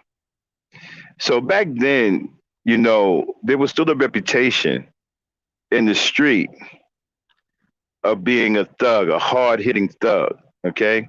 In the late 80s, we were still shooting fair ones, but slowly but surely it started turning into unfair fights as time went on into the 90s. So back then, the mentality was still being rough and tough on the street with your hands. And we had a lot of guys back then who had names, such as the notorious Pieface, Julian Moore, Georgie Barnwell, Big Moten, Mike Williams, and a guy named Man. And it went on and on. These were men, Blackguard. These were men who were in the streets, known for knocking people unconscious with one single punch, breaking ribs. Jimmy Baxter would break your ribs. These guys had really tough, hard reputations. They can walk up on a corner of people and stick everybody up with no weapon because their reputation was so feared. But anyway, I used to date a girl. Now I'm going to change the names to protect the innocent. I used to date a girl. I'm going to call her, I'm not going to tell you her real name. I'm going to call her Laquita for the sake of the story. Okay? So I started dating Laquita in the 80s. And she had a cousin. Very, very young man, skinny man. His name was Rodney. Now, at the time, he was a young kid, and he needed somebody to protect him. He couldn't fight. He was very skinny and scrawny. He was always being chased home from school. It got to the point where his mother wouldn't give him any lunch money because he couldn't protect the lunch money. He would always get beat up. Sometimes he would get chased home from girls because he was just so thin. And he was scary, couldn't fight at all. And we used to protect him. We used to look out for him. Me and my friends, we would walk him to school. We'd go pick him up from school. Laquita would ask me to go and pick her cousin up from school and walk him home. So I would do that, I was pretty, excuse me, I was a tough guy myself, so I could handle myself. So we would keep the kids off of him and walk them home and stuff like that. Now, we never knew that a kid like this, when I tell you it was night and day, talking about a transformation, it was night and day. It was if he went into a phone booth and disappeared and somebody else came out. One day he was trying to sell drugs because the crack epidemic had hit, and he got with a couple of dudes, you know, one dude named Ali, and they used to have a gang called Built Kids. They were a bunch of kids who were muscular, who worked out and lift weights. All of them. We used to call them Built Kids. That was the name of the crew, Built Kids. And he wanted to join that group. And the leader was a young kid named Ali. And so they brought him into the group. I guess at some point he started working out with them. Then he started selling drugs. Then he got caught. He went to jail, went to county lockup. I think he was in jail for about a little over a year. I wouldn't even say a year. Maybe a year or two. Maybe 2 years. But for some reason, when he came out, it was unbelievable. When he went to jail, now before he went to jail, he was a scrawny, skinny kid. Wasn't that tall. Okay? But when he went to jail, I think he may have stayed in jail a couple of years, 2 years. I'm not sure. I can't remember. But when he came out, all of a sudden he was 6'4", 6'5". Built like a machine. Dude had shoulders, neck, muscles, big hands. We didn't even know who the hell he was. But we went to go pick him up from county because I was driving, so I drove his cousin, my girlfriend. We went down there to pick him up. And when he came out, I thought it was somebody else. And I was asking her, well, where is he? She said, that's him right there. I'm like, that's who? Man, this dude was 6'5", 200 and some odd pounds, muscles. Who the hell is this dude? He was taller than me. He was an inch taller than me. I'm 6'4". It's the same kid, though. Right? It was the same kid. And when he got back in the car, he called me Unc. I said, what's up? I was like, Rodney? He was like, yeah. He said, well, I'm Ali Kwan now. So in the joint, he became Muslim. I guess he worked out in the joint. And then he became Ali Kwan. So, we brought him back, Everybody celebrated because back then people typically celebrated people coming home, which is something I thought was sad in the Black community, that we're celebrating now people coming home when they should have never left in the first place. But that's another story. But anyway, we all got drunk that night, whatever, so forth, whatever. Now, there were some really tough thugs in the neighborhood. We had a cat named Rab that we used to call Pusshead. He used to be a part of a group named the Barbarians, which was some muscle-bound dudes with a leader named Dennis Burgess used to call himself Superman. I mean, this guy could literally rip a phone book in half, right? Only black man I ever seen do that. As a matter of fact, him and some other dude, they used to go around Jersey City and putting on shows demonstrating weird feats of strength. But anyway, he became now this is before Dennis Burgess turned over a new leaf. The Barbarians was a notorious street gang that was always into trouble. And this guy, Rab, was one of the biggest, humongous dudes they had in their group. I mean, this dude was literally 6'3", 290, looked like the Incredible Hulk. All right? And so there were reputations all over the street. Now, when Public Enemy came out with A Rebel Without a Pause, Back then we had the souped up 98s and all that stuff, the Oldsmobiles, you know. Now we into the 90s. So Quan decided to go out on the street, start making a name for himself. I mean, he was a very impressionable young kid. He always wanted to be like the street thugs that was on the street. So now that he's a little older, I think he was, what, 17, 18 at the time. He big now. He down there with Ali now. They on the street beating people up. So he started getting a reputation. But something happened to this kid.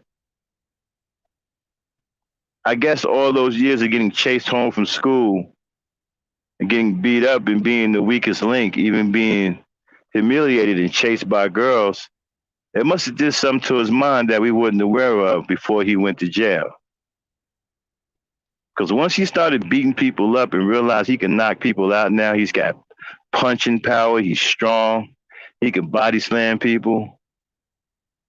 He lost his mind. Couldn't exercise self-control. He couldn't turn it off. He became something like a mercenary who had post-traumatic stress syndrome or something. There was something going on in his head that he couldn't turn off. So he wasn't just beating up street thugs and making a name for himself. He started beating up old ladies, people, grandmothers. Then when people started coming after him, now Jersey City is a town. It's kind of weird because you can start trouble in Jersey City. You can be known in Jersey City, right? But there were certain things you just couldn't do because somebody would lay you down. You could not just terrorize Jersey City continuously. You may do it for a few minutes here and there, but eventually somebody's going to catch up to you and put a stop to it. Now, Quan was making a name for himself. I mean, it got to the point where he was fighting every night, knocking somebody out, running down on people, running up in the stores, beating people up. Cops would run down on him. He would fight with cops, be in jail one day, out the next. Built up quite the reputation on the street. Yeah, now he reached gangster status, something he always wanted, something he always admired when he was young and frail and being chased home from school and humiliated by girls. He wanted to be that street gangster. He wanted to be that rough and tough street gangster that was known for knocking people out like Big Moten and Rab and Julian Moore and Pieface and all of them, right? Well, he reached status. He reached gangster status. He started being known as a thug gangster. People would respect him as a street gangster. And he would walk the street. He had a very unique walk. He walked as if he owned everything he touched. Now, although he was a tough individual, strong individual, he actually couldn't fight. He was terrible with his hands. He beat people up off a reputation and fear alone. They were just afraid of him.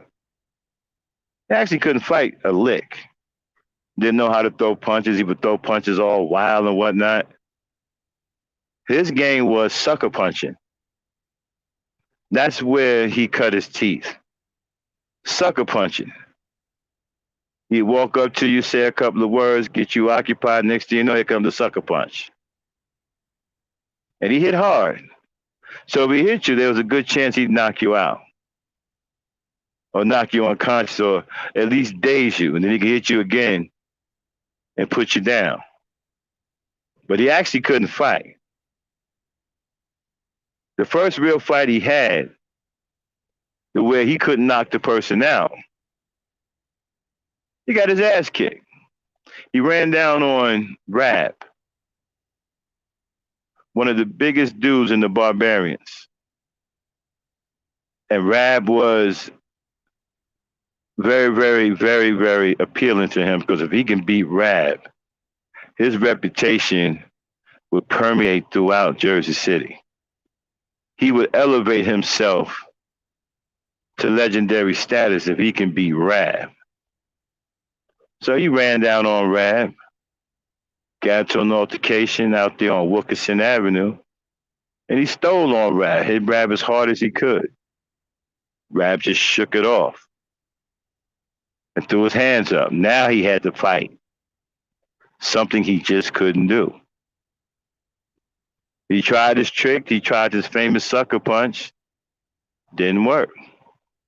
So now he had to stand in the street and fight someone who was actually more muscular than him and stronger than him and could actually fight. And so what could he do? He was Ali Kwan, a rising reputation, so he couldn't retreat because he would lose his reputation if he did. So he had no choice but to turn and fight. Unfortunately, it didn't go well. He got the ass whooping of his life, ended up in the hospital. Rab beat him down. But while he was in the hospital recovering, something strange happened. His reputation actually went up. Because you see, a guy like Rab, even if you fought Rab and got your butt whooped, people respected you. Because Rab was just that big of a dude and powerful of a dude. To even stand with this guy and try to fight him, you got respect. So while Quan was in the hospital recovering from a beatdown, his reputation went up. And so now word got around, yeah, man, he fought Rab, Rab won, but Quan was doing his thing, man. Quan held his own. So now his reputation is even bigger. So now his head is even bigger too. So he comes out of the hospital ready to get back on it.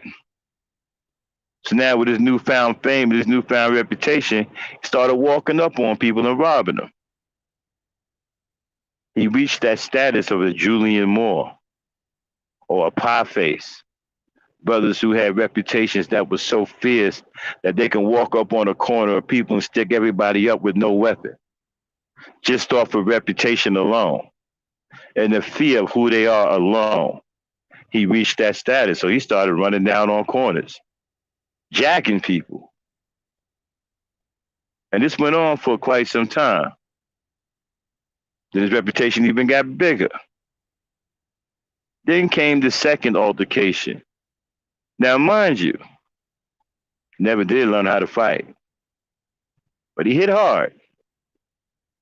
I give him credit, he hit hard. Because I boxed with him, and he hit me in the chin, he caught me in the chin. We rocked it a little, he rocked me a little bit. So, he hit pretty hard. He didn't knock me out or nothing, but he hit pretty hard. Then he came up against Big Leo, somebody whose reputation was even bigger than Rab's. Leo was 6'7". Looked like Herman Monster. Hands were so big, it looked like he was wearing 2 Volkswagens on his hands.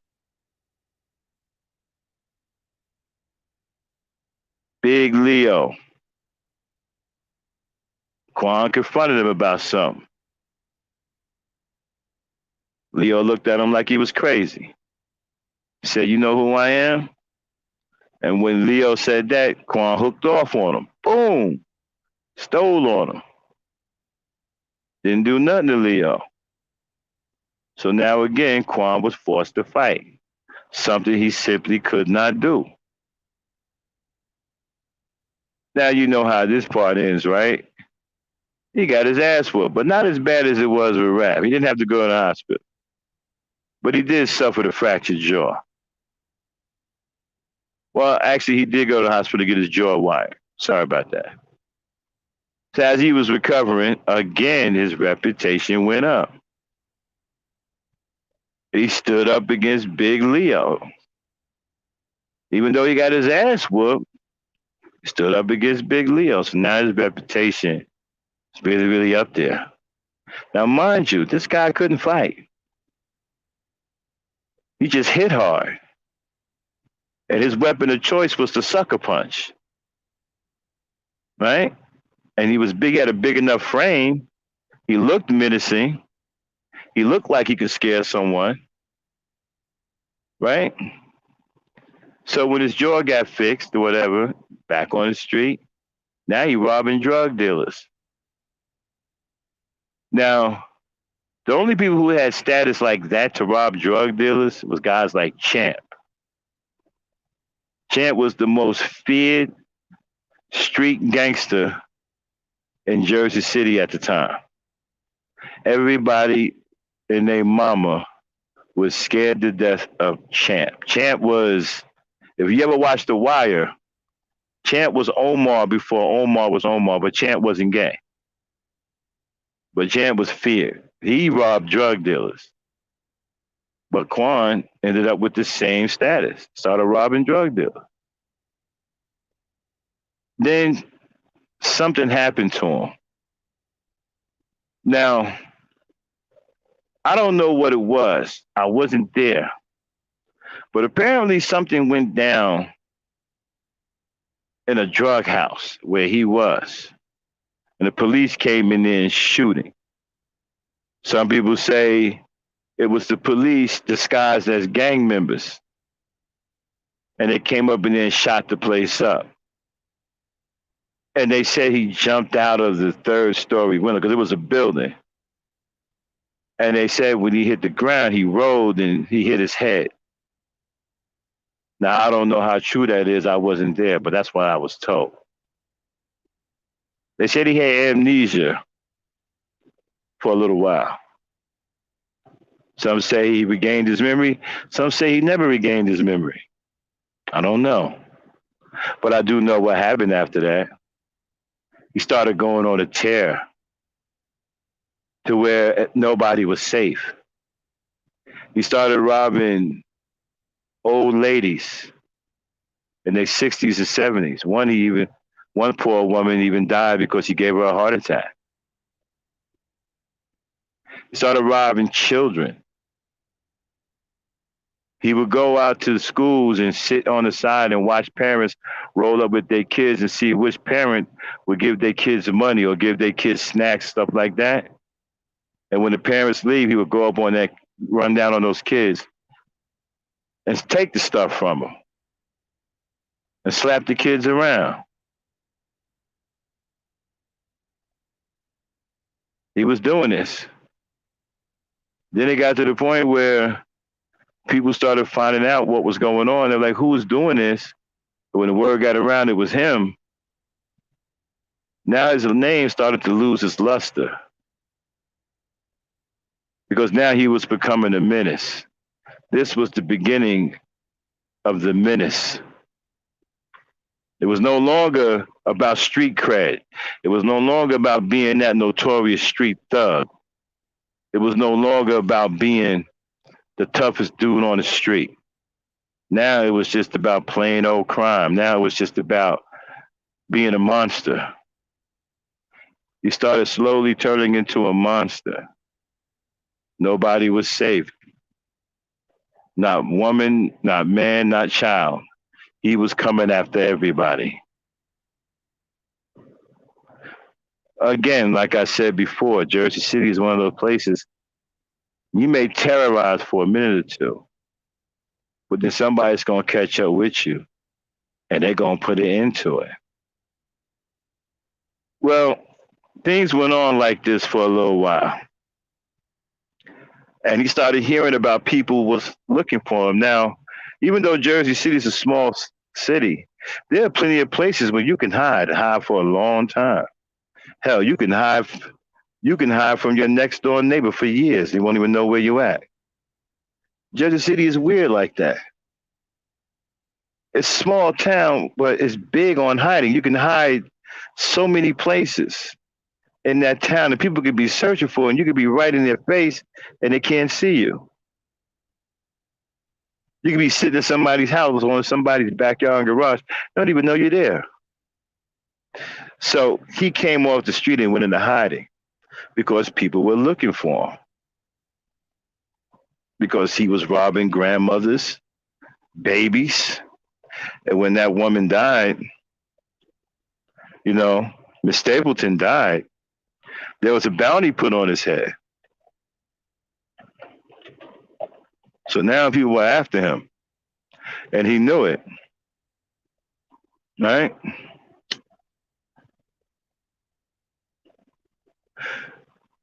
Dwight Street. It's the street I grew up on in Jersey City. Why do I mention Dwight Street?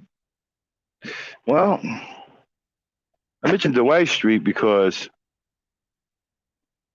that's where I was the day his life came to an end. I woke up that day and I was going around Laquita's house, who lived on the upper part of Dwight Street. She lived all the way on the end where Bergen was. I lived all the way on the end where Garfield was. So I walked all the way up the street that day to Laquita's house. Now, word is people were looking for Ali Kwan. Been looking for him for months. He was still out there robbing kids, robbing grandmothers. The police couldn't even find him. I mean, he was just laying waste everywhere, robbing stores, couldn't nobody catch him. So Laquita was all broken up about this, about how her little cousin turned into this monster and doing all of these unspeakable things in town. And so we were sitting out there on the porch. I was even telling her, look, if I catch this dude, it's a wrap. Because certain people wasn't afraid of him because he couldn't fight. Okay? It wasn't a guy that if you got in the street and threw your hands up at him, that he was going to be able to sustain any kind of real fisticuffs. His game was sucker punching you. And if you could survive that, you can mess around and whoop his ass because he couldn't fight. It was almost like he was a punk, but he wasn't. He'd fight you back. He just didn't know how to fight. Never learned how to fight for some reason. But anyway, there was dudes outside. Now, Laquita had a brother. I'm going to call him George. Matter of fact, I'm not going to call him George. I'm going to call him Jimmy to protect the real names. And Jimmy had a friend named Man. Now, Man and Rodney was pretty much the same age. They actually knew each other when they were kids. But Man, there was something wrong with his mind. He was a weird kind of kid. He was fascinated with knives. And even as a young kid, he used to get in fights with grown men just so he would have a reason to stab him. He was really fascinated with knives. But him and Jimmy became very good friends.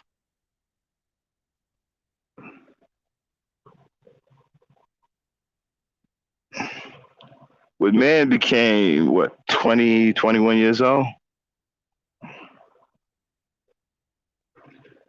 Turned into the Incredible Hulk. Sprouted up.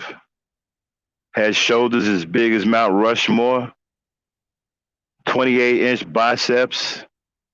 Big hands, big dude. But always carried a hunting knife. I think the one he had on him was about 18 inches long or something like that. Maybe a little bit, no, about 12 inches, somewhere around there. Always been fascinated with knives. And he was a little touched in the head. He was never a kid that was somebody you talked to and you thought that he was in his right state of mind. So that day, we was all sitting outside in front of the door. And Laquita was crying about her cousin. A Man was down the street, a couple of houses away, sitting on a car, talking to this girl. He didn't know that the girl he was talking to was supposed to be Ali Kwan's girl. None of us knew. So we stayed out there until the nightfall came. Started drinking a couple of beers, everybody kicking and talking. All of a sudden, Quan shows up. It was around 8:40, almost 9 o'clock. It was Saturday in July. It was right after the 4th of July. It was somewhere around the 12th or the 13th. It was somewhere, it was the Saturday after the 4th of July. It was, the year was 90, man, I can't remember the exact year. I have to look it up. But anyway, it was in the 90s. Anyway, showed up, tripping, talked to the girl. Then he came up to us. And so I got up. I was like, what you doing over here? Don't you know everybody looking for you? You know, I said, you better get out of here. And he was like, oh, ain't nobody gonna do nothing to me. I'm like, really? And so he went into the house and came back out. Now, I didn't know he was going down the street to confront man. Again, man had turned into some incredible Hulk of his own. Right? 6'3", big, crazy shoulders, hands, muscles. But he didn't like to fight at all. He didn't like to use his hands. He liked to use knives. See, to him, he didn't give a fuck how big he was. He wouldn't even touch you with his hands. He'd rather stab you. And so he goes down there and he confronts man. So I didn't even know what was going on. Now, here's the part where I say everything happened so fast. No, it didn't. It happened in slow motion. I pretty much saw everything and pretty much heard everything. When he went down there to confront man, one of the girls that was out there said, oh, wow, he getting ready to fight man. So I got up and went down there and said, what's going on? He confronted man talking about, yo, why you messing with my girl? That's my girl you're talking to. And so man didn't say nothing, right? Man just sat there on the car, calm, didn't say nothing, had his hands folded. Ali Kwan kept saying to him, yo, I said, why you messing with my girl? Yo, we're going to have to do this. Now, again, remember, Kwan couldn't fight. But he had the heart to challenge people because he believed in that sucker punch. And so when man wouldn't respond, he sucker punched man as hard as he could. And man shook that shit off. And that sucker punch proved to be a fatal mistake. Because the man turned savage. His eyes got smaller. His eyes looked like they almost closed, and the lids of his eyes looked black, like he had on black makeup over his eyelids. And his eyebrows went up in that pointy thing on each end, like a demon. And he went for that big Bowie knife and took it out. This thing was about 12 inches, fat blade, sharp as hell. And he went to work. The first stab went right to the heart. The second one went right to the sternum. The third one went in the stomach. The fourth one came back up towards the heart. Then he turned Ali Kwan around on the car, blood shooting everywhere. And he stabbed him in the stomach about 5 more times. Then brought the knife up over his head and came down and plunged the knife right through the top part of his neck and shoulder. Then pulled it out and walked away with the blood dripping off the knife. Quan gasping for air, blood shooting everywhere, everybody screaming. He slid down to the ground, hit the ground, and expired right there before anybody can get him any help or do anything for him. By the time the ambulance showed up, he had been dead a while. Everybody was in shock. Man just sat on his porch with a towel wiping the blood off his knife, like nothing happened. Police showed up, arrested man, took him away.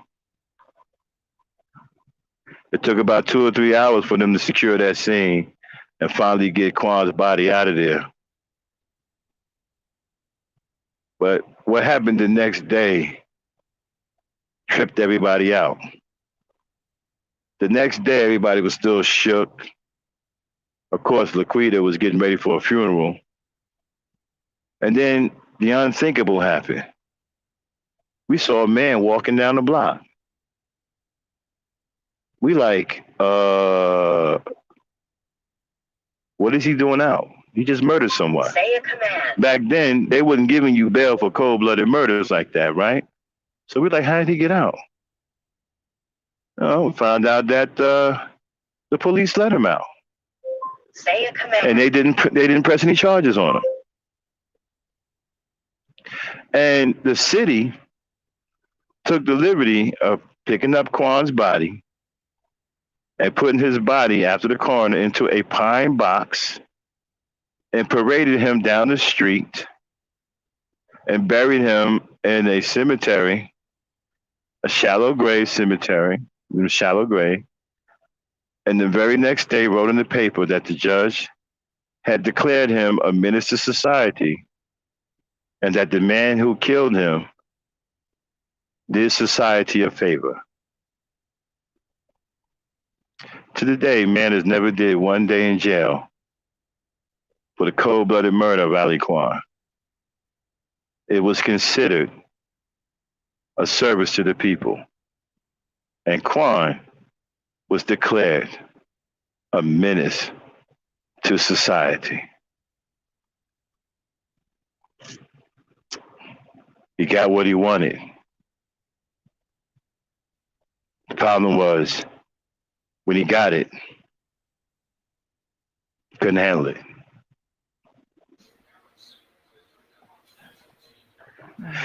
And that is the end of the story. Hope you guys liked it.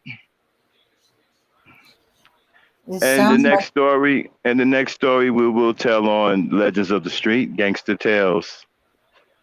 Look for our new show, Legends of the Street, Gangster Tales, airing sometime towards the end of the year. Just want to get your preview of it. So, Dame, what did you think? very interesting. A man who didn't know how to fight, who got a reputation as a fighter and a menace,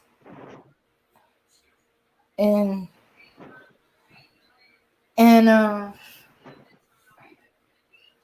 another man kills him, and he's been set free, and pretty much, if not exactly said hero, but you know that's the way they implying it.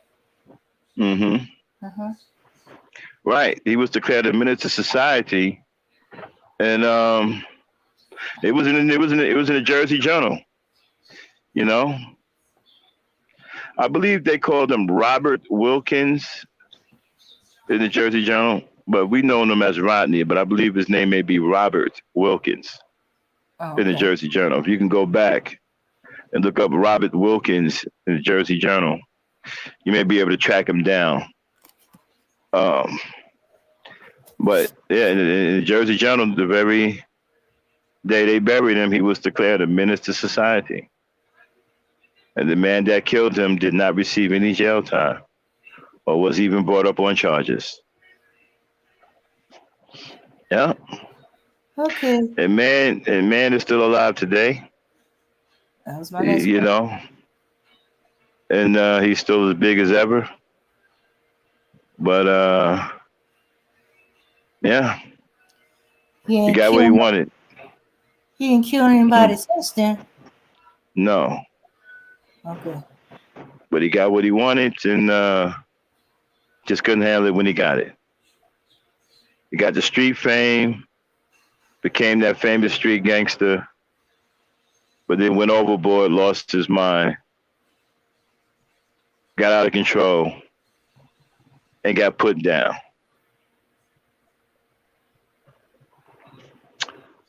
Put down as hard as he brought it. Yeah. Okay. So hope you guys enjoyed the story. We won't we won't air such a story again on Ladies' Night. We will have the next time I do talk about stuff like this. We will have a show that's dedicated to the gangster tales of the legends of the street. Where I tell you real, true stories of gangsters who were notorious and as tough as hell, but died just as hard as they lived. And Okay. I got a lot of them. So did you enjoy the show? Did you enjoy the story, Dan? Uh, Right. yeah, I know, but it makes me concerned about, kids who get bullied. Mm-hmm. He started off being bullied, then he becomes the Mm-hmm. bully, and then he becomes Mm-hmm. much worse. Yeah, turned into a monster. Hmm. I hope Briggs enjoyed the story. He says, "Wow, that was a brutal ending." Yeah. Yeah, he man they got gutted like an animal. Funny how he couldn't fight and man wouldn't even touch you with his hand. He'd rather touch you with a knife. So the odds of those two mentalities meeting in a confrontation, you see which mentality came out the victor. Yeah, but weren't they friends? I thought from the story before this, they were friends Yeah. and they Yeah, hung but you out. see, Hmm. right, but once Ali Kwan got his little muscle body, whatever, he changed. He wanted that street cred. He was the kid that everybody picked on and chased home from school. Even girls chased him home from school. So he was mad at the world. He didn't want any friends. He wanted a reputation. He wanted people to fear him. And Hmm. he got that. He got that. The problem was everybody didn't fear him though. Hmm. You know.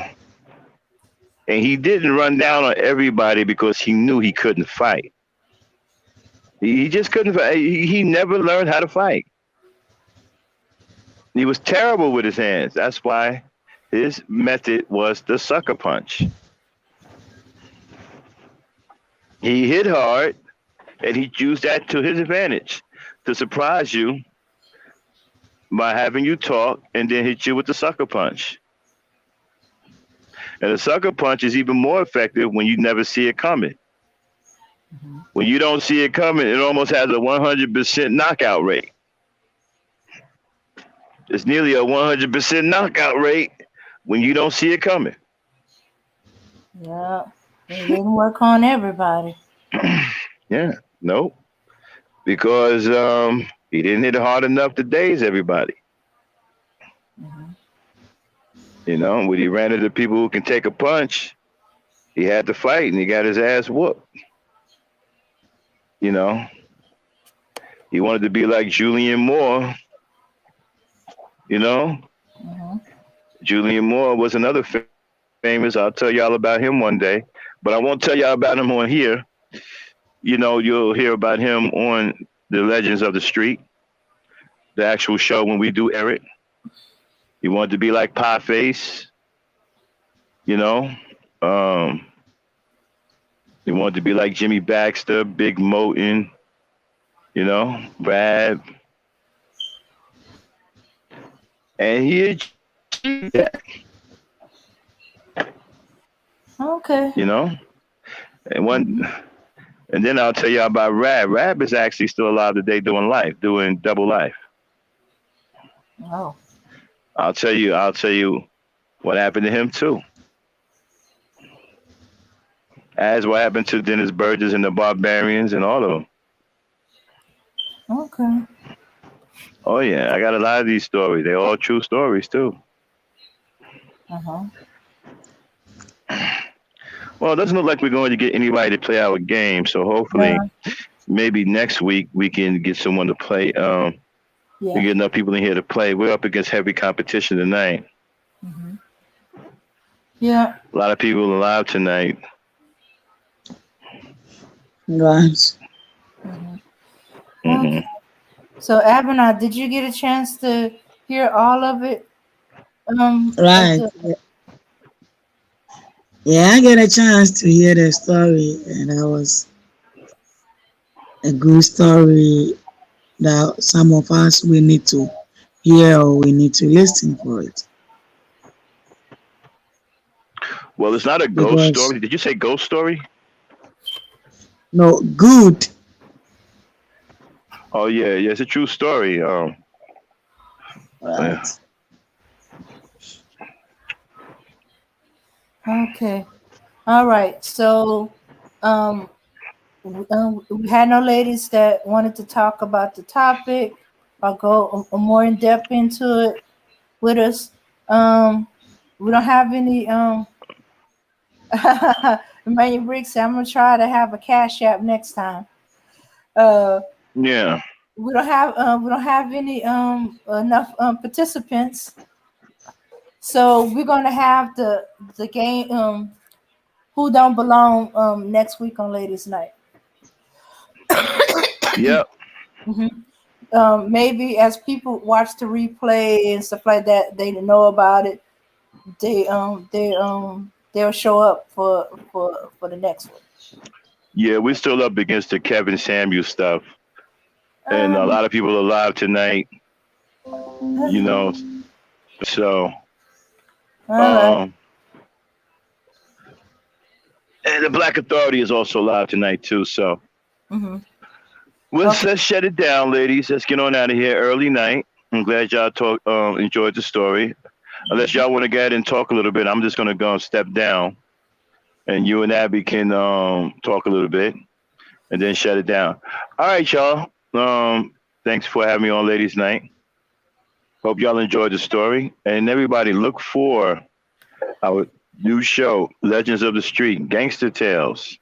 True stories about notorious street gangsters who met their demise in the street, who met their demise as hard as they lived. All right, peace, power, unity. See you, ladies, next time.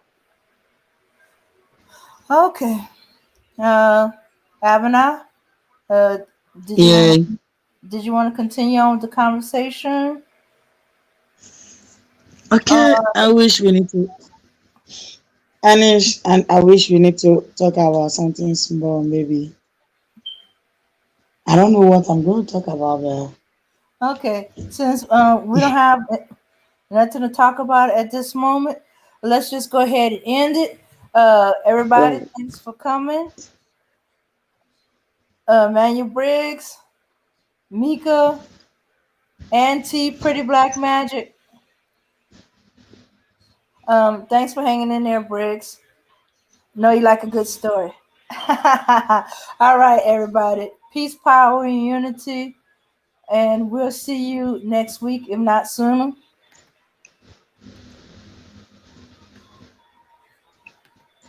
All right. Like, subscribe, and share. Let's leave out with some music.